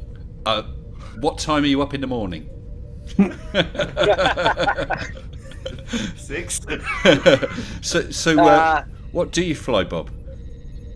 Well, I fly a Mooney and a light twin, and Mooney is a little single engine plane, looks like the tail's on backwards, and I fly a light twin that's kind of like a Baron. And for the government, I fly Cessna 182s generally. Cool. Well, someone in here, Martin H, said try gliding. It's much cheaper and more fun. Actually, there's no way I'd go gliding. Well, I wouldn't go gliding because you haven't got a bloody engine. Once you start losing that height. Oh man. Oh, trust me. Every now and then the engine quits. That's why I don't fly across the lake. But yeah, it generally doesn't. Your engine quits. You're just gonna land. There's a highway somewhere. Yeah. That's why there's highways everywhere. Well, I knew a guy who's a pilot for Ryanair, so he flies, full-size commercial aircraft of one sort or another. And he was telling me about a friend of his who's a pilot who wanted to get back to the simplicity of a glider. So he, obviously he's quite well off. He bought himself a glider, and then started adding all various bits of equipment for the fancy things you can do with bits, the additional instrumentation. Till he ended up virtually with as much as there is in the whatever 737 or whatever it is that he normally flies. Well, you just fly what you're used to. There's a thing called a power glider that actually has a small fold-up propeller on the front of it, so you can do your own tows. Because normally you have to have another airplane tow you up there, and that's kind of nice too. Because if you do something really stupid and end up too low and too far away from your landing slip, you just go back up again. Yeah, now that makes more sense. That's what I would do. Well, I stuck Mrs. Sensible in a glider. I've actually stuck her in a hot air balloon and in a glider, and she's had to do a parachute jump as well, but she's done them all. But they didn't use a tow plane, they used one of those tow ropes that winds in really quickly. Really?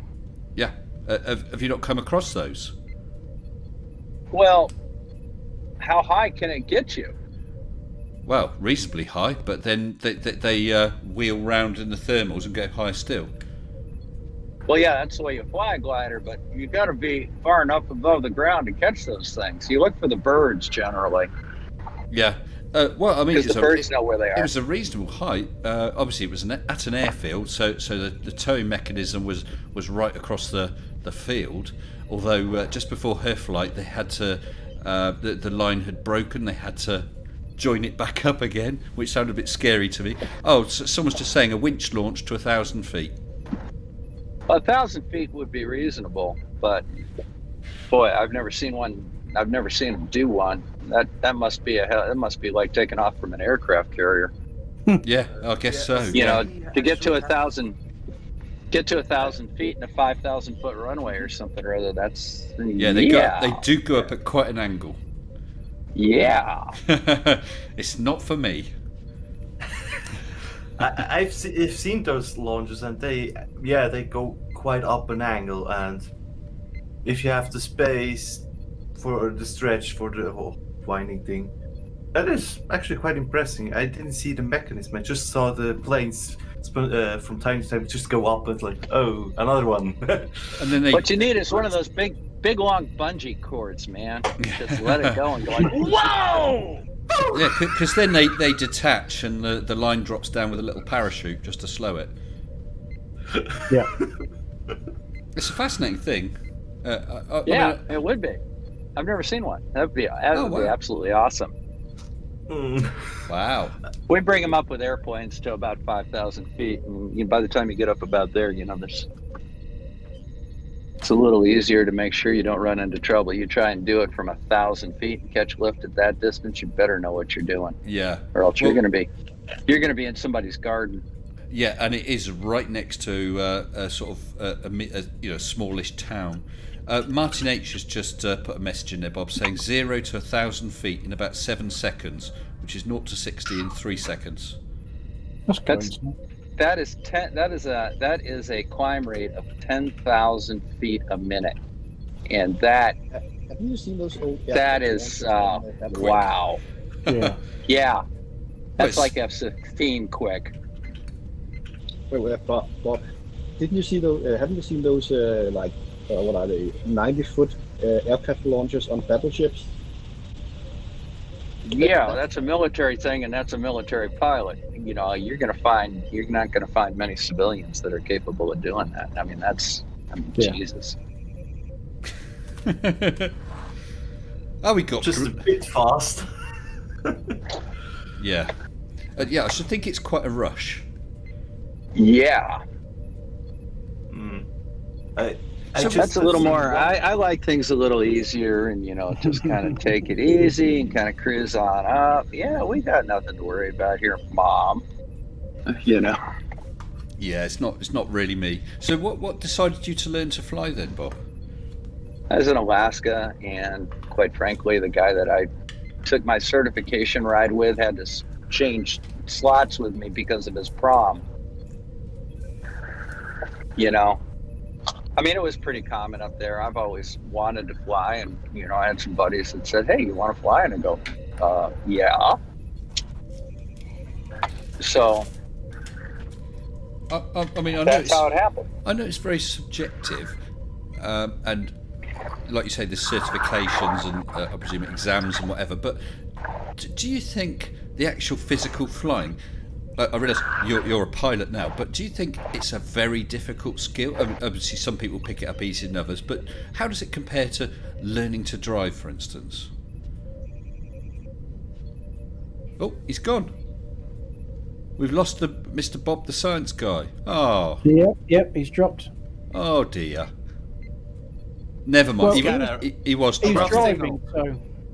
Yeah. Well, Mr. Sensible, no matter how bad a pilot you are, you'll always get back down to the ground. Well, that's true. That's true. Yeah.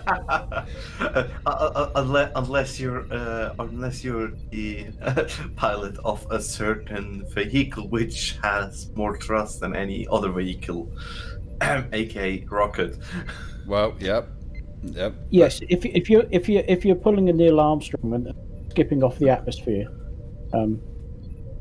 Yeah, then you're not coming back down. As he did in that wonderful film, First Man, and that's the opening scene where he's flying the X-15, and he can't get it to come down.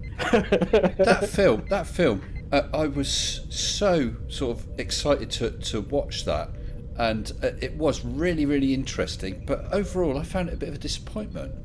Yes, you're better off watching Apollo 11. Yes. Because that is all the actual footage, isn't it? And a lot of it people haven't seen before. That's an incredible film. First Man is good, but yeah, you're right. There was a certain something lacking in it. I don't quite know what it was. Yeah. Yeah. Well, never mind. I see Dr. Bob's come back. I dragged him in the room and he hopped back out again, so I'm not quite sure. Maybe he's having some difficulties. So do any of you others fly? I wish I could. I actually have a glider, but lacking currently time and money to learn how to fly it. Yeah. I try to fly, but my arms get very tired. Hold on. Down there, all you've got to do is let go of the ground. Surely, you just drop. Yeah. The difficulty is falling back up to the ground, isn't it?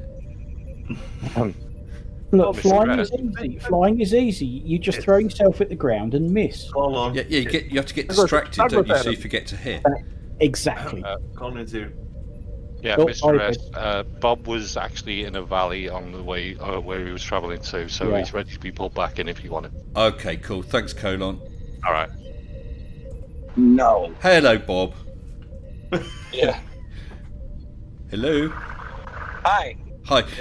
Yeah, I can hear you. I knew you were travelling, so I wasn't surprised. What I was just... Oh, he's gone again. Oh, dear. He might have to give it up as a bad thing, I think. If it's obviously connected with where he's driving. It must be, Okay, yeah. Sorry about this, Mr. S. Yeah, pull him back. I'll pull him back again. Okay. Hello, Bob. Hi. My deepest apologies. I think I accidentally got bumped out there. Yeah, no worries, no worries. I went down into a valley. Yeah. What I was just asking you just before you left, and I know it's subjective and it depends on the person, but just sort of, how do you think learning to fly, and I'm not talking about all the detailed technicalities, the physical flying aircraft, how do you think that compares to learning to drive a car? Well, in my opinion, it's easier. Just my thought on it, it's easier because when you're learning to drive, you generally haven't driven before. You haven't operated a piece of equipment that big before. When you learn to fly a plane, lots of times, you've already learned how to drive and you're used to dealing with bigger things like that, and you realize that you don't have to go yanking things. Yeah. Yeah, I can see what you're saying. Yeah, I mean, the key to it is be gentle. Yeah, I would like to. I think I would like to go. Maybe. I mean, I had a driving experience given to me, and I drove in a Lamborghini. Not to race the nuts off it, but just that I always wanted to have a go in one. And I could imagine having a crack at that as well. Yeah, you'd be surprised at how easy it is.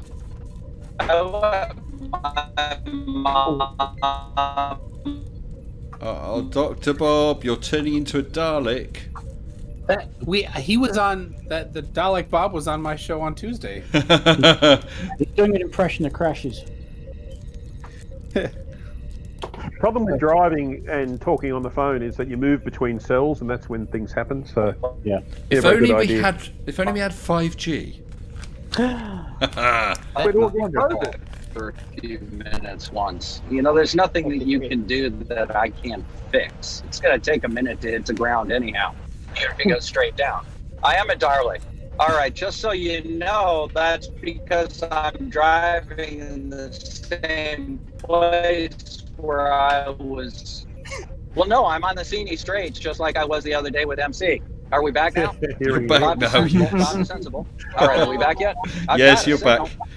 That was like time dilation. Not only was it breaking up, but you were getting slower.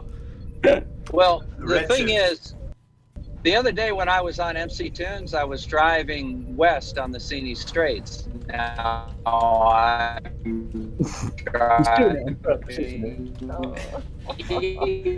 He's just driving back on the again. Scenic Straits going home. I was coming into work the other day. It's an app on his phone, isn't it? That's what it is. Oh man, that sounded weird, Bob. I've been up here in the UP for the last few days. He's definitely gone out of phase with us, hasn't he? He's in a slightly different dimension. Yeah. Cool. Catch up in a minute.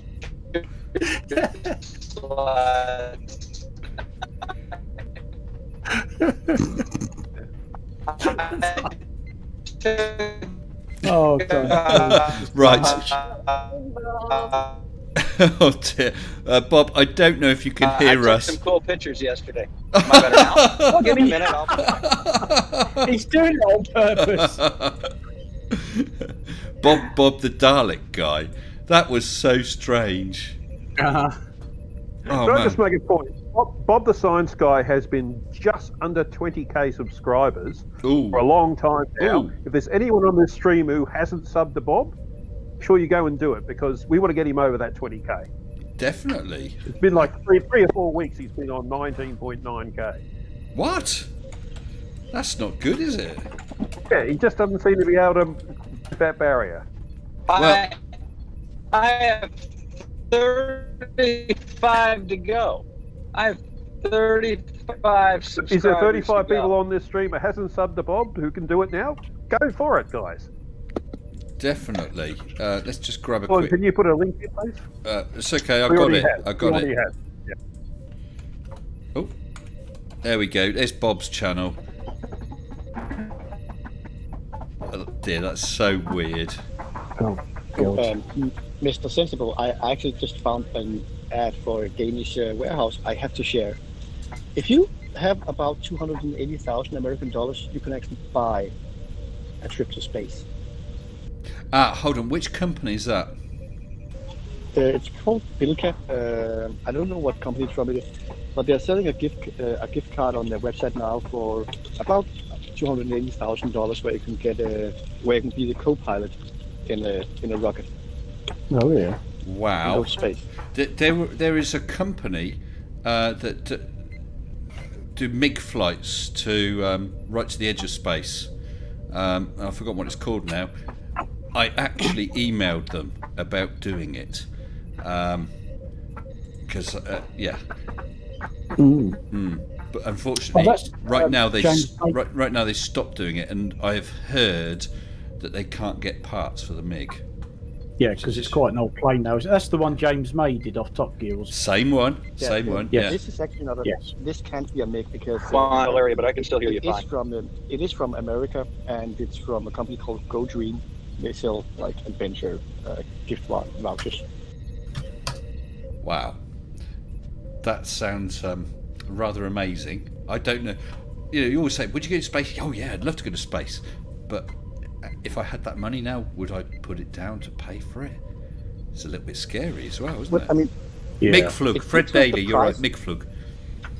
It fits with the price that Craig has talked to other flat earthers about. Like this guy called Flat Earth Millionaire, and he's saying to people like, tell him to do it. It's only like $250,000, and if you're a millionaire, you have more than that, so you can afford a flight to space.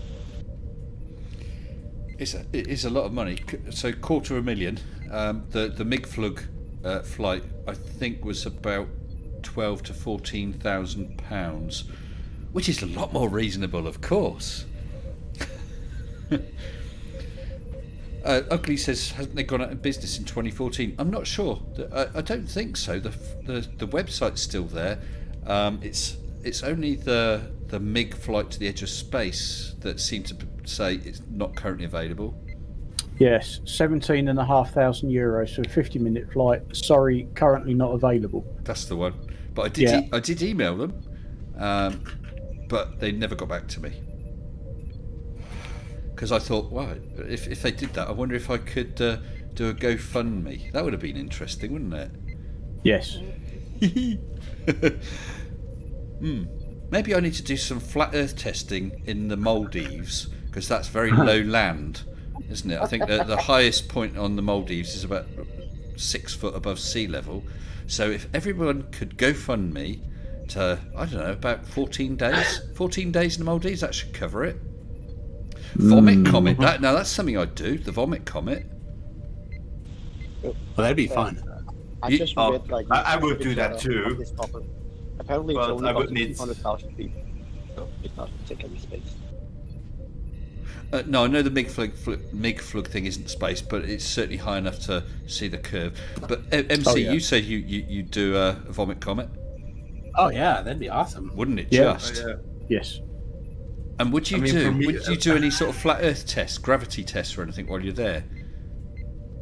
Yeah, I'd want to do something that hadn't been done before. You know, the density columns have been done. That's been done, I don't know yeah. what would be interesting. I don't know, but certainly that'd be good to try. Water, take a towel like Scott, like that astronaut did on the ISS. Take a towel and just squeeze it and have the liquid on your hands. Yeah, could do that. Water sneaking to the outside or something. Well, hold on. Do you start floating because your density goes right down then? The explanation doesn't fit, does it? It doesn't. It doesn't.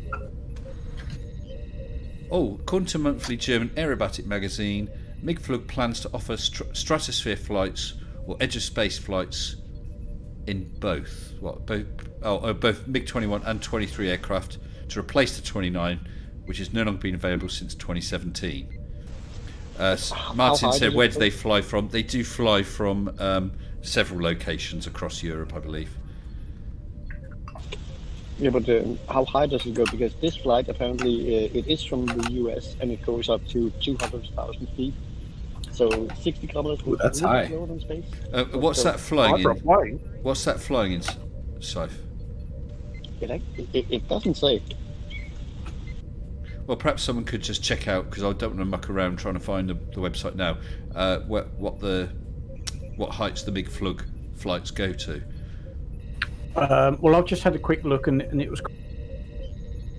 Oh no, you've cut out now. You had a quick look, and 20 kilometres. That's less than correct. Less than 30,000 meters, isn't it? Yes, it's 20,000 meters. It's nothing. 20,000. Sorry, but 200,000 feet is 60 kilometers. 61. I think you can get that high in a plane. That does sound very high, because you get up to about 30,000 meters. You're down to about 1% atmospheric pressure, aren't you? I think halfway up, the Blackbird was getting to about 90,000 feet, wasn't it? Yeah, something like that. Yeah, you much above that. You haven't got enough air for a jet engine to work. Yeah. They had a scramjet. Yes, because they can. That's right. It's a pretty amazing plane, isn't it? Because it would still be accelerating when it's going virtually vertical. Why hasn't Flat Earth Millionaire not done one of these flights? Surely he can afford it. Absolutely. That's someone I haven't heard of for a while, Flat Earth Millionaire. Well, he's fallen out with Nathan Thompson. Yep, he's kicked him out. Oh, Ugly German Truth says, in case Anthony Riley or Nathan Oakley are watching, Ugly German Truth has helped us out by explaining that 20 kilometres is 20,000 metres. You got that, Nathan Oakley? If you divide by 1,000. Oh, that was precious, wasn't it? Very. That's the thing about Flirts in general. When they're wrong, so adamant that they're actually right. They think that the more adamant they are, the more right they'll be. But it's just be right, guys. Don't be. If you're wrong, don't double down. Their ignorance is proportional to their arrogance. Definitely. Yes. The arrogance of ignorance, even. Yep. That's Dunning-Kruger. Absolutely. I was going to say exactly that, MC. The one thing they excel in is Dunning-Kruger. Yeah, the Riley Nodell. Yeah. Riley Nodell. Demon Orb suggests crowdfunding a scramjet. Do you think we could get together and get one between us and just take turns? Bob could fly. He's got the flying skills. Scramjet on the Cessna. That's an idea. I just thought that I forgot Mike, Mad Mike, whatever his name is, the Flat Earth rocket, steam-powered rocket guy. How much did that cost him? Because he could have. Life. Sorry, his life. Yeah, very funny. But I mean, really. Quite apart from the fact that he could just get a flight in a commercial aircraft, he could pay and have a flight in a jet and go higher still. I don't.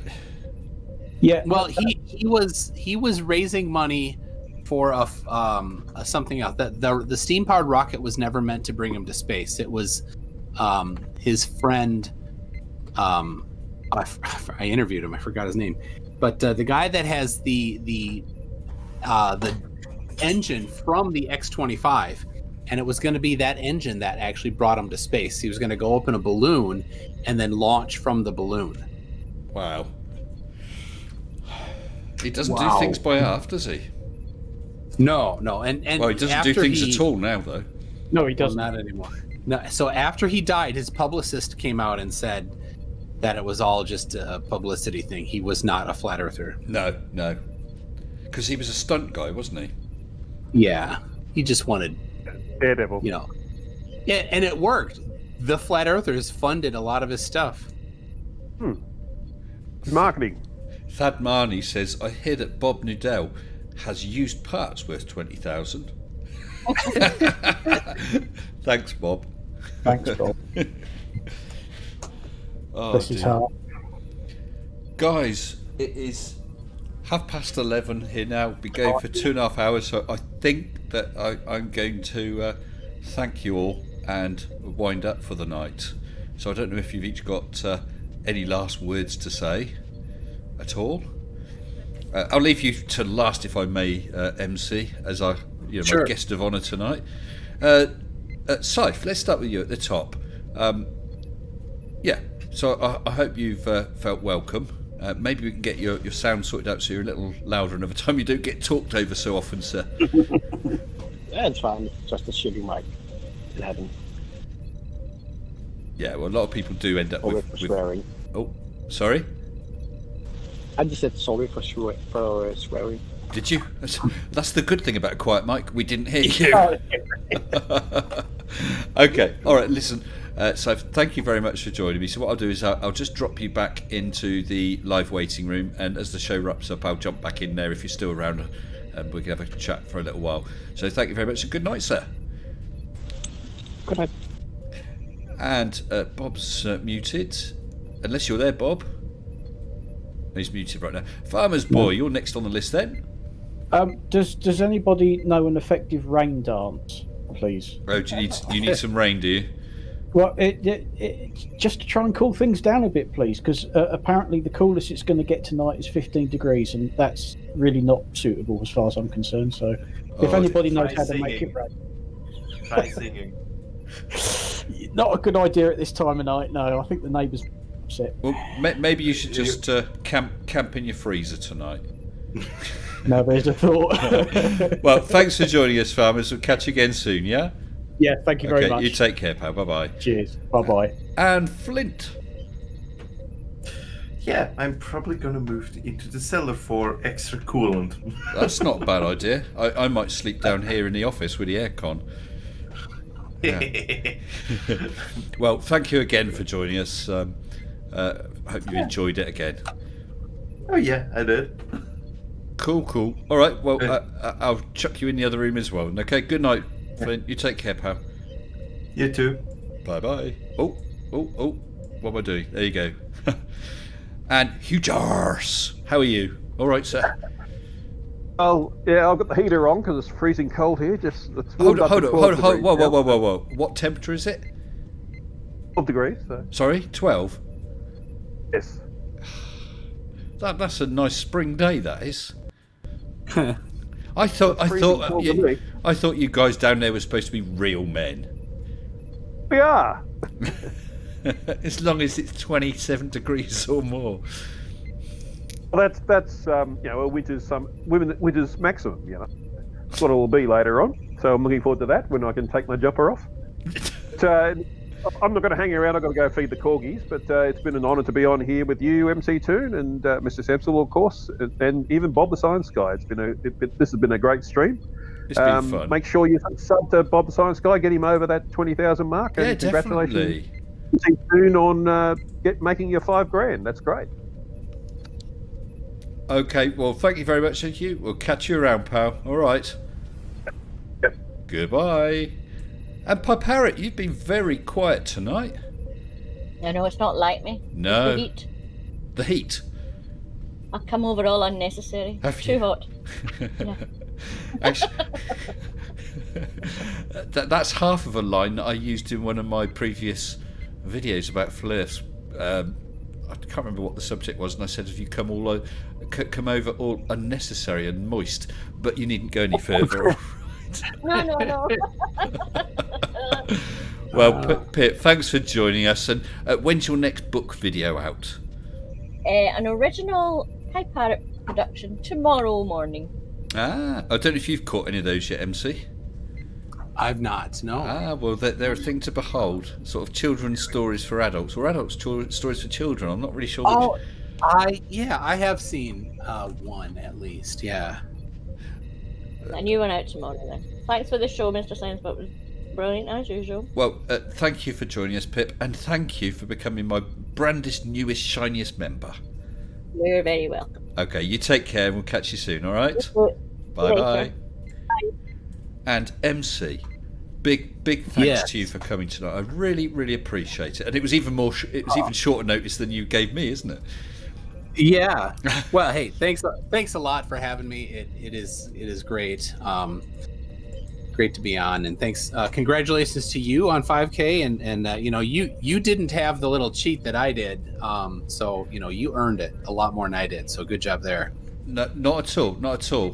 Hopefully, at some point, I'll get that same, but similar sort of thing from him, and so it'll be swings and roundabouts. And congratulations to you. It's really well deserved. I love your stuff, really do. No, thank you very much. And so, listen.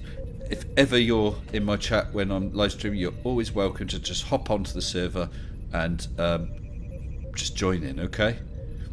All right, thank you. Yep. Okay, well, you take care, and I hope to catch you on one of your streams sometime soon. All right, sounds good. Cool. All right, I'll drop you in the green room, and I'll see you in a minute. Take care. All right, bye, everybody. Bye-bye. And I'll just say, I can see that General Shady has just become the brandest, newest, shiniest member. So, Pip, I'm afraid you no longer are. Thank you, General. Much appreciated. Listen, thanks Thank you ever so much, everybody in the chat. Everyone who's given me those wonderful super chats, even though it did leave me a bit it ran me ragged at the top of the stream. Thank you. It was great fun. And of course, thank you to all the guests that came in on the voice chat. There's one or two others that popped in the room who I couldn't get in. And thanks, Bob, the Science Guy, for popping in. I'm sorry we had communications difficulties towards the end. Appreciate you coming. Thank you to all my patrons. So tomorrow I have the video that gets me a little bit angry. Not quite sure about Saturday. We'll have to see. And as I said, do keep your eyes and ears open, because as soon as I'm able to, as soon as I feel comfortable, I will start making announcements about this experiment I'm going to do. Really, really excited about doing it. It should be great fun. As I said, it'll probably be happening end of August. I think probably the very end of July, beginning of August is when I will probably announce it. But we'll see, because it's quite a lead time to this experiment. I can't wait, and I just wish I could tell you. So excited. Thank you very much for joining me, joining with me here tonight. Take care, see you soon, and stay sensible.